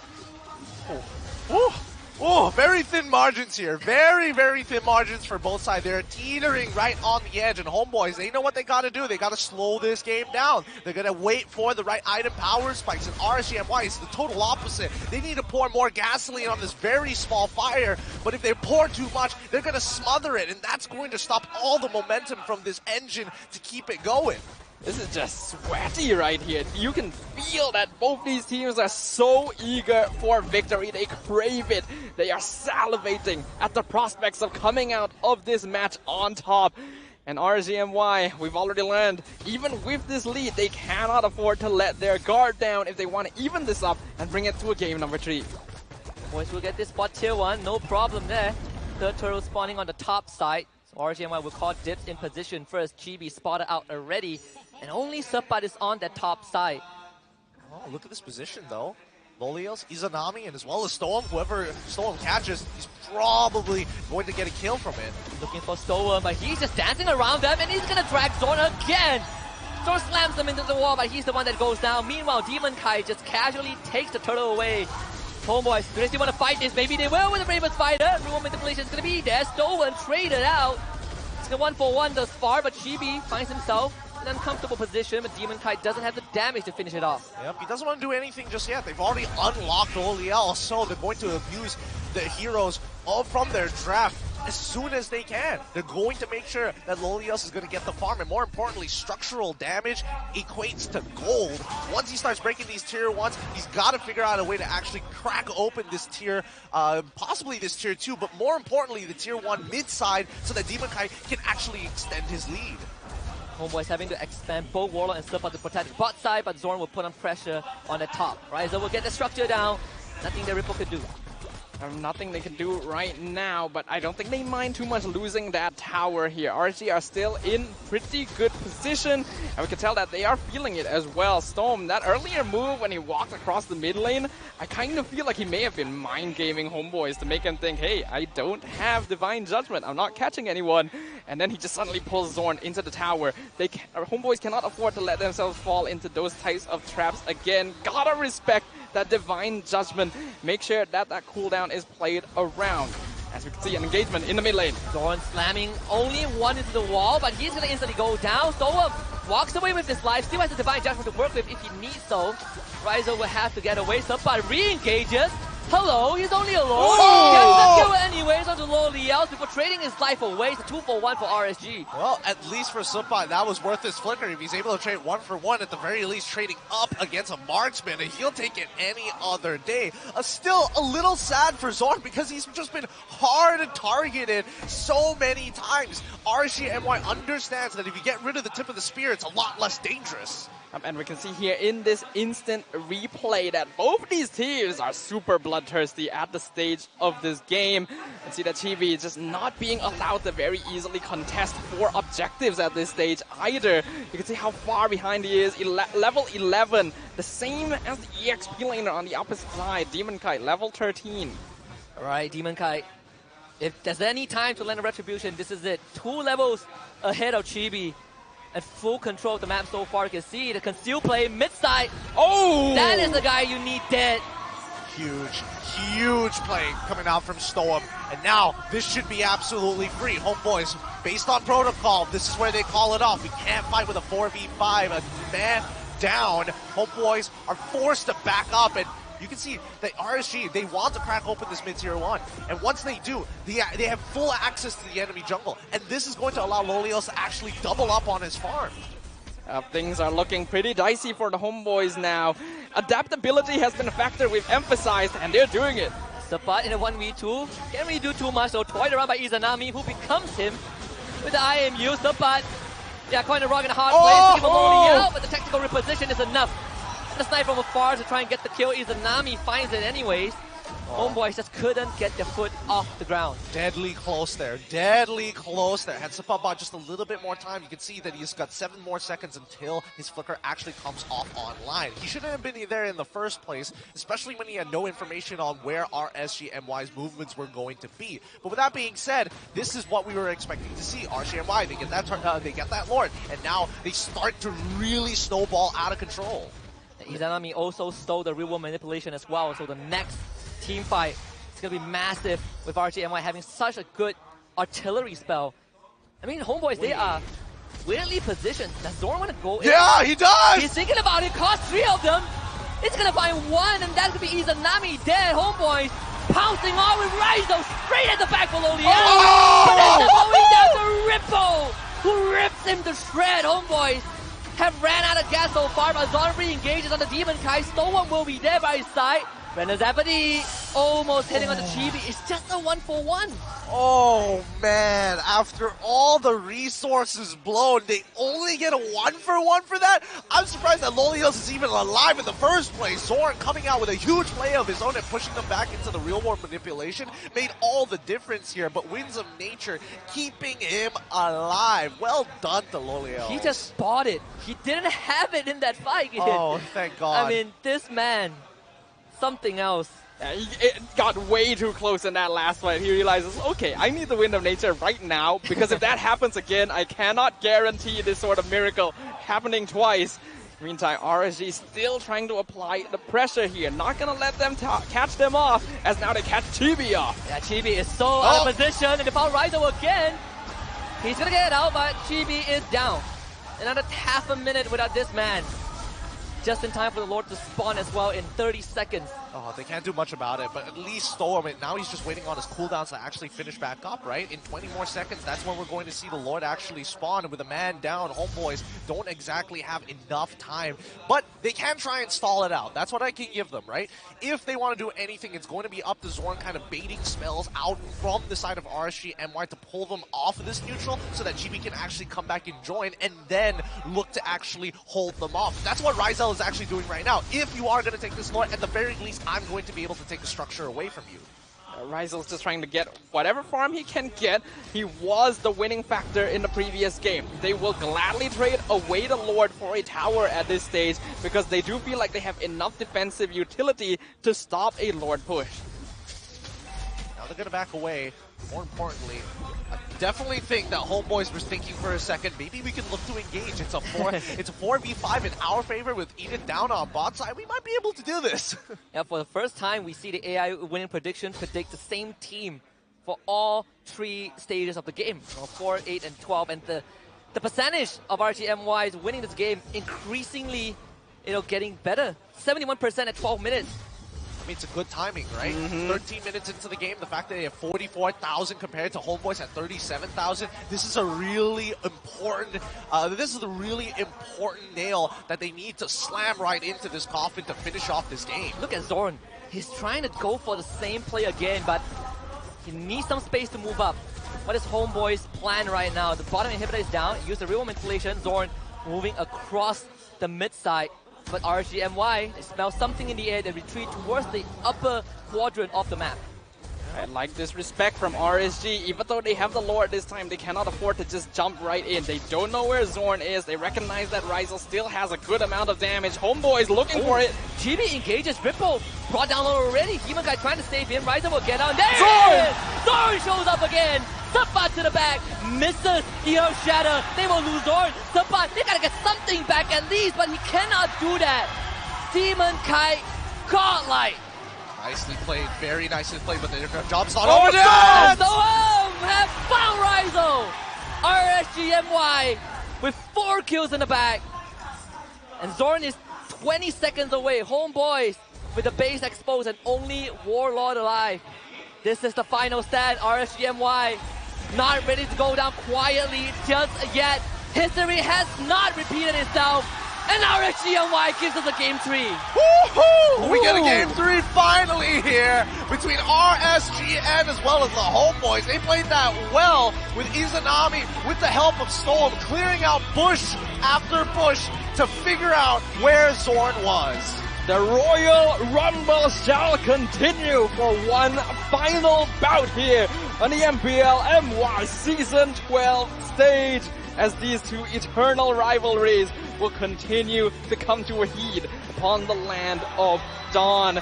Some unfortunate mistakes there at the end, Homeboys. I feel like things were a little disjointed. Zorn maybe engaged a little bit too quickly before Ryzel was available to join the fight. And that ended up costing them. Props over to RSGMY being able to adapt, understand what happened in game number 1, and then immediately remedy it, slap a bandage on top of that, and get a victory for themselves. The heroics from Zorn to make 2 of the last big team fight happen, and you really have to feel for Homeboys, right? Did everything right, but did not have the goal to back it up. Yeah, that's the unfortunate part. But at the same time, you have to give it to Demonkai. His execution is just so very clean. He's a hyper-efficient jungler, and there's a reason why he was invested. There was so much invested into him with the amount of resources that he had. He continues to keep moving the pendulum and moving the tempo of the game faster and faster and faster. And once they unlock Loliel's on Beatrix from that bottom tier 1, top tier 1, that's when you start to see the snowball envelop them. There's just something about Filipino players, PH junglers, PH gold laners, they farm so fast. It's insane just how many levels Demonkai had on top of Chibi. But looking at who's going to be the centerpiece of the frame here, our MVP for game number 2, going to be our MSC champion, Demonkai. Yeah, I gotta love the vibe that this man, went on a break, came back, nothing has changed, still sharp as ever. And, we can also put the game 1 blunder behind us because Demonkai came into game 2, acted as if game 1 never happened. Still consistent as always, like Gideon mentioned, he's pushing RSGMY faster and faster and faster and to a point that everyone on RSGMY can run on their own. It really just shows, right? Because again, Martis is not one of those junglers that hard carries your team, because he eventually starts losing relevance later on into the game. It becomes more of utility than anything else. But Demonkai makes it feel like with the amount of a snowball that he's able to develop and slow down the enemy jungler, that he is able to get into that carry position, that he is able to kind of set up situations where Storm actually has spaces to slip himself in between the enemy lines. One of the scariest parts about playing against a Martis is if he is able to start the game with 2 or 3 kills, he just becomes an unstoppable force that steamrolls everything in his path. Demonkai getting that Hunter Strike, that Impure Rage tech is very interesting, and I get the feeling we're gonna see a lot of it in our pubs in the future, which I am terrified about. But that extra percentage max HP damage allows him to kind of make up for the fact that his hero will scale off later towards the game. Well, I mean, that's one way to think about it. It's like, yes, it is extra damage, but let's not forget the extra benefit that you can get from it. The fact that Martis does not use mana, he gets 1% of his HP back. Ooh, that's true. 1% of his max HP back when he triggers it. And it's a lot faster in comparison to Brave Sprite, which gives you a fatter heal, but the cooldown is a little longer. And you can just look at this, right? Overall, Demonkai 7-0-5, and for both games, if there has been one recurring theme, is that in this jungle head-to-head, Demonkai has came out on top for both games. That's true. He is a terror in the land of Dawn right here. But we have to note, Chibi has been put in a bit more of a supporting role here with the Fredrin. It does seem like he's even using himself as a meat shield to make sure that Warlord and Ryzel get a bit more space. Unfortunately, it hasn't quite worked out for him in this case. You can see here, in terms of itemization, Homeboys were actually catching up, but Ryzel was not able to farm nearly as quickly as he was in game number 1, and that allowed Loleo to maintain a consistent lead. Totally agree with you, but even in the earlier stages of the game, like Warlord was actually taking the common emblem so that he can actually omit purchasing the Enchanted Talisman until later on into the game, because again, he's just focusing on pure utility and the mana starts to become a problem. Yeah, we gotta take a look at some numbers as well. The post-game stats for game number 2. This one overwhelming in favor of RGMY. I think there's no question, gentlemen. With Demon Kai again, the richest guy, the guy that deals the most damage, basically carrying the entirety of RGMY. I would say Loliel didn't have to do too much in this game because Demon Kai had his back. Yeah, I mean, a lot of it was just set up by Stolman as well as Demon Kai, right? And every time you see Izanami actually going in for these fights, he's playing an actual back roll, whether he's looking to finish off targets, actually cancel out abilities with the Terrify, and more importantly, Rippo, as we've seen before, Edith is a win harder character. Once somebody is locked down, you're going to be locked down for like a super long time. There were so many situations where the members of RGMY were so low, and a kill there would have been a difference of night and day for the Homeboys. But not being able to get those final few hits in really made a lot of difference. And I do feel like we have to shout out Stome a little bit. We've been paying a lot of attention to Demon Kite, but his Kaja gameplay this match was incredible. Being able to find people all the time and even juke people out through mind games to put them in a false sense of security. Yeah, the target selection was impeccable, right? Constantly looking for the carries. They're constantly looking for Warlord in the early to mid game. Late game comes around, always going for Ryzel, just making sure that whenever this squad does not have to purify, he is free food for the team. Yeah, it's tough. It really is tough. Like, especially when you're in Ryzel's position, there's so many factors that you have to actually consider here, right? Coming in with the Blazing Duet doesn't necessarily mean that you are safe. There's plenty of knockups and more so CC on the side of RSGMY, so the timing needs to be superb. I'm just surprised that Loleo is able to survive some very tight situations that probably would have flipped this fight for the side of the Homeboys. Just like this one, right? Surviving with literally, you can't even see the health bar. That's how low he was. Yeah, it's so little HP, and you can imagine that Ryzel had to feel so frustrated about it. I can guarantee if Ryzel got that kill there, even if he died, it would have changed the entire dynamic of the game. So Loleo surviving allowed RGMY to prevent a repeat of game number 1. And now we're going to be going into game 3. We knew this was going to be the highlight match of the day here. And the series has only surpassed the hype that we have built up for it. Yep, it continues to get better here. And now game number 3, the real question is, do they want to give signature picks to each other anymore? Are they tired of dealing with this Claude, or is RSGMY like totally fine with it? Yeah, for me, game number 3 is always about deep pockets, right? How deep does the hero pool go? We've seen Homeboys make adjustment, ban out the Angela, making sure that there's no this hardcore sustain from the hard guard. And for the side of RGMY, they also made their own adjustments, making sure that Homeboys doesn't really have a way to stop them in the team fight. Now we get to see the third iteration of that.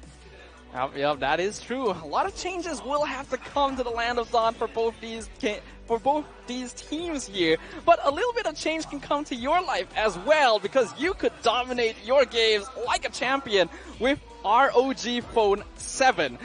You can easily win lanes, you can push your rank matches because this phone is so powerful. The graphics are crisp, the processing is strong. You will find no issues at all as you push your rank up to mythical glory.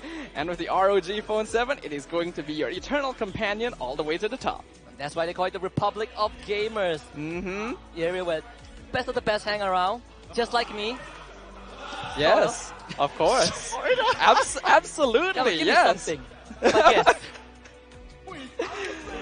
Sorry, the thought hurts. The thought hurts a little bit. I'm not going to lie. But with that being said here, hopefully we see that adaptation actually come on through. Hopefully we do see. But at the end of the day, I don't know about you guys. We were expecting 2-1 and you're making predictions, but I don't know. I think that's out of the window now. Well, what's out of the window is going to be the first 2 games. Game 3 will be coming, but we'll go on a short break. Don't miss it. Homeboys, RSG, who shall be our victor?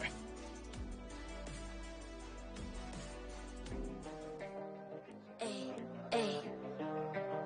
I'm a rock star. Yeah, Rock star? Ay, ay, ay. I'm a rock star, baby, I'm a rock star. I'm a rock star, I'm a rock star. I'm a rock star, panggil aku rock star. Ini kejohanan kita semua orang rock star.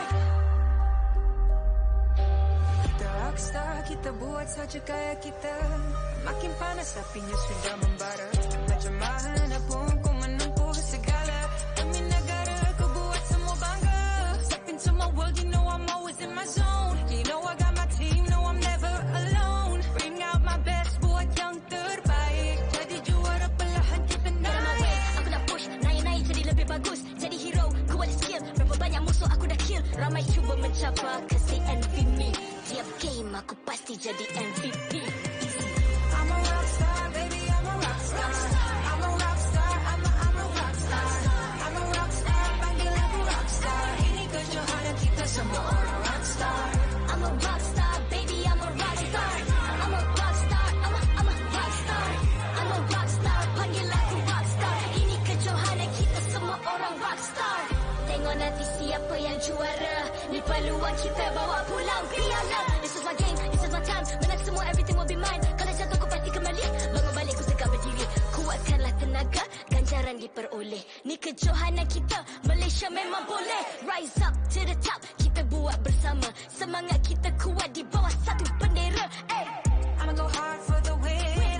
Win. On the battlefield till the end. I'm trying to be the greatest anyone has ever seen. Stand by, I'm coming in for the win. I'm a rock star, baby, I'm a rock star. I'm a rock star, I'm a rock star. I'm a rock star, panggil aku rock star. Ini kejohanan kita semua orang rock star. I'm a rockstar, baby, I'm a rockstar. I'm a rockstar, I'm a rockstar.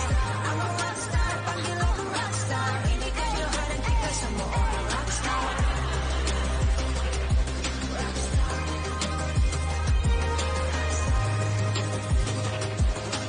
Ini kejohanan kita semua orang rockstar. I'm a rockstar, baby, I'm a rockstar. I'm a rockstar, I'm a rockstar. I'm a rockstar, panggil aku rockstar. Ini kejohanan kita semua orang rockstar.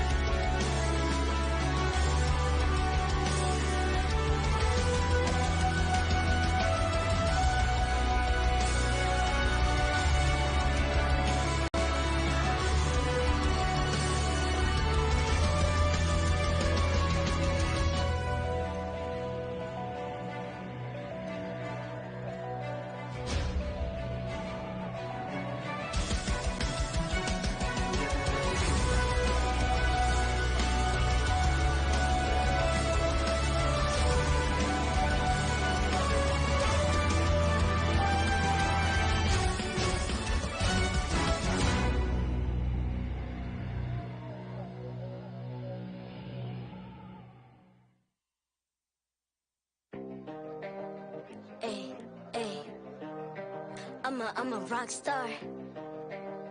Yeah, Rock star? Ay, ay, ay. I'm a rock star, baby, I'm a rock star. I'm a rock star, I'm a rock star. I'm a rock star, panggil aku rock star. Ini kejohanan kita semua orang rock star.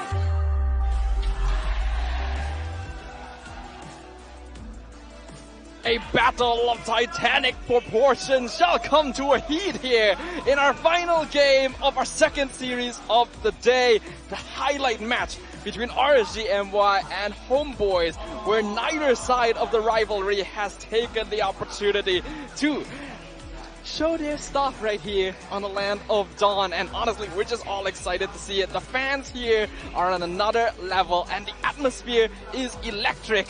So we welcome you back to the English desk with me, Staffa, Gideon, as well as Husky. How are you guys feeling right now? I mean, I feel like I can't catch a break, and that's a good thing, right? The drums are increasing my heartbeat, the cheers are crazy, the crowd is participating. I'm hearing some cushion picks in Game 3, and hopefully that comes through as well for Homeboys. But overall, I think this would be injustice to the series if we don't get a Game 3, but here we are. Yep, absolutely. You know, everybody was anticipating and hoping that this would actually go all for a 2-0 for either side, depending on which camp you're going to be from. But now that we've gone on to game number 3, the adjustments are so very important because, again, knowing how Pops actually thinks about the game, he likes to make minute changes to make sure that it has the biggest impact. I'm not sure where you can actually go with this because both sides have played very similar comps, and I think this time you got to make a full 180. Yeah, I think the team that made the bigger adjustments is definitely RSGMY, and they were forced to do so, right, thanks to the draft, the ban itself. But in this case, I wonder if Homeboys will still stick to what they show us in Game 1 and 2. We saw the Farside Game 1, Yeet Game 2, it was all artillery for that mid lane. I feel like putting too many bets on the Claude may come back to bite them here, and I'm hoping to be able to see a little bit more from Ryzel's pockets. Besides that, I do feel like while the Kufra is a good choice on paper, there's still a lot of tools for the side of RSG to be able to just disregard Zorn's engagement as a whole. And without the roamer to set things up for them, you could see that Homeboys were really struggling to gain any sort of foothold in that game. Not to mention certain things like, do you ban heroes like the Martis now? It's been Demon Kite's pick 2 games in a row, and he's been 3 levels ahead of Chibi 2 games in a row. The question is, what do you give up in that position, right? Because both RSG and as well as Homeboys play Paquito really, really well. And I mean, if we're comparing Demon Kite to GB, I would like to see that bout actually go down, but you know, this is a professional game. Only one of them is going to get access to it, and the other person just has to suck it up. And at the same time, right, you look at what Homeboys have been kind of showing us in that first 2 games is always just getting punished by RSGMY in that early game. And, you know, like you mentioned earlier on how Pup thinks about the game, I wonder if Homeboys will be looking to kind of stabilize that early to make him a bit more, because they have been playing from the back foot for both Game 1 and Game 2. And honestly, Game 1 came down to heroics from individual players, not necessarily a kind of a macro advantage. Yeah, we gotta have more synergy here in the lineup. They're putting too many eggs in the Ryzel basket. And although it was a great basket to look at in game number 1, boy was it hefty. We'll find out what happens as we enter the draft for game number 3. Homeboys now going to be on the blue side. The Basia still going to be banned all the way here, as well as the Fanny. Alright. Basia, Fanny, followed up by Paquito for the side of RSGMY. I like the decision that Homeboys have taken the blue side instead of going back into the red side. That first pick is really, really important, but then this comes with a new set of problems, right? How does RSGMY actually perceive the game from the red side? And you can already see the Paquito and as well as the Valentina ban, they don't want to give such a strong first pick to Homeboys. They need a clearer direction rather than something that just fits the role and also holds you hostage by taking away or stealing and adding to your arsenal high-impact ultimates. And this does put Angela back in the equation, right? Homeboys had to ban it in game number 2, but right now, having the first pick, it does open up that possibility that we grab the Angela for ourselves, and now we have the option to go for assassin junglers, to go for backline divers. The Angela ban on they the do side ban of it out, okay. Homeboys. I get the feeling Homeboys may actually be attempting to contest for the Martis themselves. It is something that Chibi is very comfortable with playing and may give him a little bit more aggression, because up until now, the first 2 games, he's been forced in a more supportive position, and yes, he does a good job at that, but it's not what we know Chibi for. This is the star of the Homeboys. I want to see him in that position. I honestly want to see some people start limit testing themselves, right? I would be very excited for Demon Kite to be like, even though Ling has been nerfed, I'm going to pick him anyways. I mean, that would be an interesting prospect to look at, right? Yeah. You gotta win that ego challenge. Ego is important, especially considering the stakes of this game. This is going to give them that privilege of saying, haha, we won for the rest of the season. And these players are close, they know one another. You can imagine they want to be able to have that advantage. Now with the Joy banned out, we will get to see that first pick from the Homeboys. Will they contest the Martis? Will it be something else that has slipped through the cracks? feel that there's got to be something that they can actually abuse here, right? I mean, Fanny